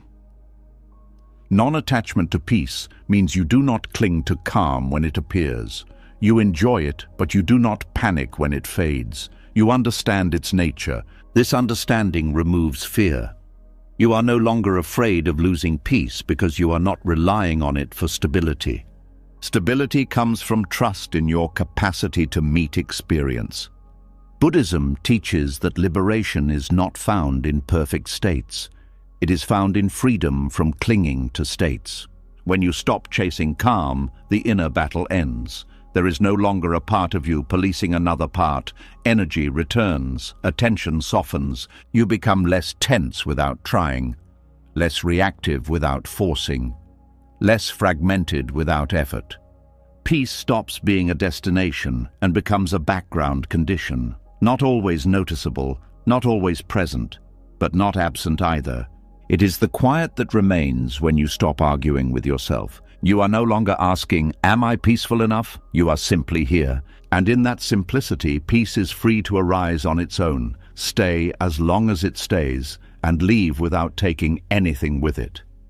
As the chase for inner peace loosens, as calm is no longer treated like a fragile achievement, another belief quietly comes into focus. It does not feel aggressive or harsh. It feels caring, responsible, even loving. It says that something inside you still needs to be fixed, healed, or rescued. That if you just work a little more on yourself, everything will finally be okay.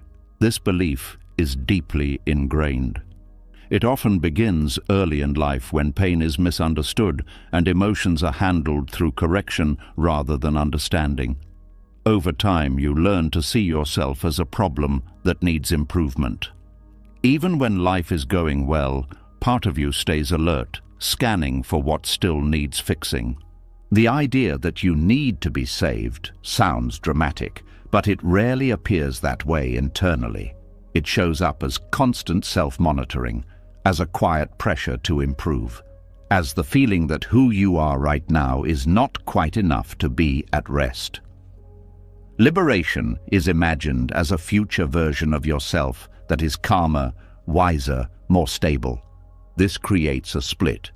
There is the self you are and the self you are trying to become, the one doing the fixing and the one being fixed. This split feels productive, but it is exhausting. You are never allowed to arrive, because arrival would mean nothing is wrong. Buddhism points gently but clearly at this pattern. Suffering continues not because you are broken, but because you believe you are. The belief itself becomes the source of struggle. The self that needs to be saved is built from good intentions. You want relief. You want clarity. You want to stop hurting. But when the desire to heal turns into a constant project, it keeps you in a state of deficiency. You are always one step away from being okay. This belief creates urgency. You feel like time is running out, like you should be further along, like you are failing at something invisible. Even rest becomes conditional. You rest so you can get back to fixing. Buddhism does not teach liberation through fixing. It teaches liberation through seeing. Seeing how the mind creates problems out of experience. Seeing how identity forms around struggle. Seeing how effort itself can be the obstacle. When you try to fix yourself, you treat your inner life like a machine. Something is wrong. Something needs adjustment. But the inner world is not mechanical. It is alive. It responds to attention, not control. Seeing is different from fixing. Fixing implies judgment. Seeing implies curiosity. When you see an emotion without trying to change it, something relaxes. The emotion no longer needs to defend itself. The self that needs to be saved often shows up during difficulty. When you feel anxious, the mind says, "I need to get rid of this." When you feel sad, it says, "I shouldn't still feel this way." When you feel confused, it says, "I need to figure myself out." Each statement reinforces the idea that your current state is unacceptable. This rejection keeps emotions stuck. Emotions move when they are allowed, not when they are corrected. Fixing tightens. Seeing opens. Buddhism teaches mindfulness not as a technique to improve yourself, but as a way to understand experience. You notice thoughts without arguing with them. You notice feelings without labeling them as problems. You notice sensations without trying to escape them. This noticing reveals something important. The self you are trying to fix is not stable. It changes from moment to moment. Sometimes you feel strong, sometimes fragile, sometimes clear, sometimes confused. Which version is the real one? The idea that there is a core self that must be saved assumes there is something fixed underneath. Buddhism challenges this assumption. What you call self is a collection of habits, thoughts, memories, and reactions. There is no single entity to rescue. This realization can feel unsettling at first. If there is no self to save, then what are you doing all this work for? The answer is simple and radical. You are not here to perfect yourself. You are here to wake up to what is already happening. Waking up does not mean becoming better. It means becoming aware. Aware of how suffering is created. Aware of how attachment forms. Aware of how resistance appears. This awareness loosens suffering naturally. The self that needs to be saved often carries a hidden fear. The fear that if you stop trying, everything will fall apart, that you will become lazy, careless, or overwhelmed. But this fear comes from confusing control with care. True care does not push, it listens, it responds. When you stop fixing yourself, you do not stop caring, you start caring differently. You begin to ask, what is actually happening right now, instead of, how do I get rid of this? This question invites presence instead of pressure. Presence has a stabilizing effect. When you are present, emotions feel less threatening. Thoughts feel less authoritative. You stop believing every story about yourself. The self that needs saving is often reinforced by comparison. You see others who seem more grounded, more healed, more together. You conclude that you are behind. This comparison fuels the fixing mindset. Buddhism points out that comparison is another form of illusion. You never see the full inner life of others. You only see surfaces. Using those surfaces to judge yourself deepens suffering. Releasing the self that needs to be saved allows compassion to turn inward. You stop treating yourself as a project. You treat yourself as a living being.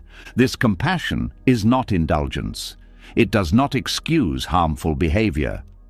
It simply removes hostility from the relationship with yourself. Change happens more easily without hostility. You may notice resistance to this idea.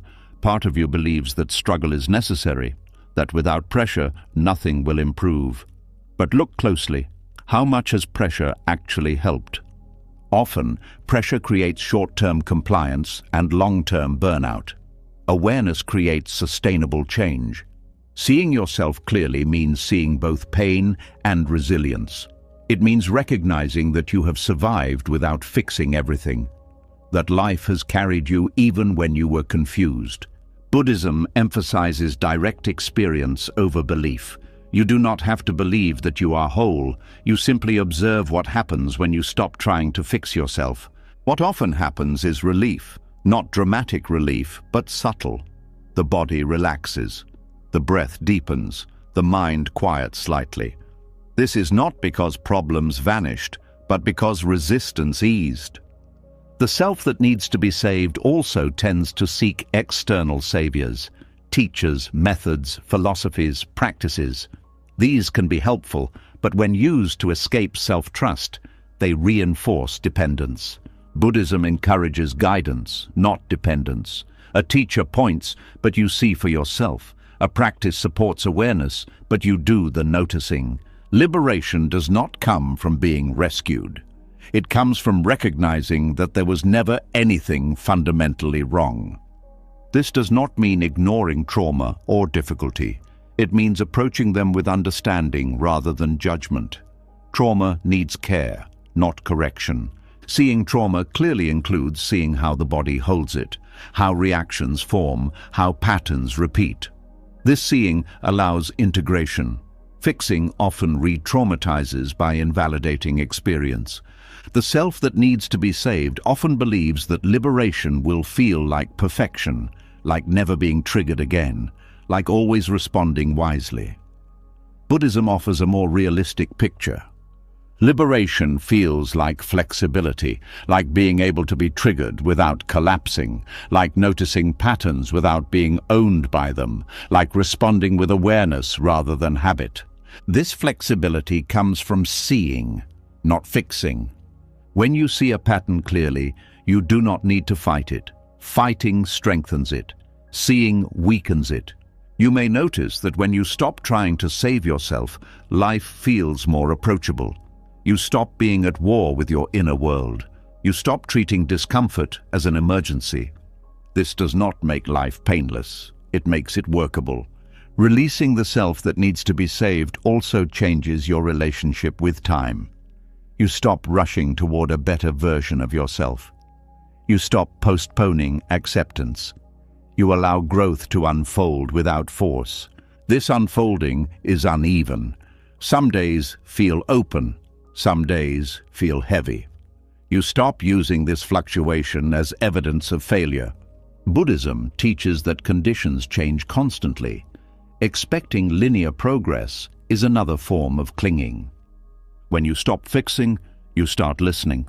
To the body, to emotion, to intuition. This listening brings wisdom that effort cannot produce. You may still learn. You may still practice. But practice is no longer a rescue mission.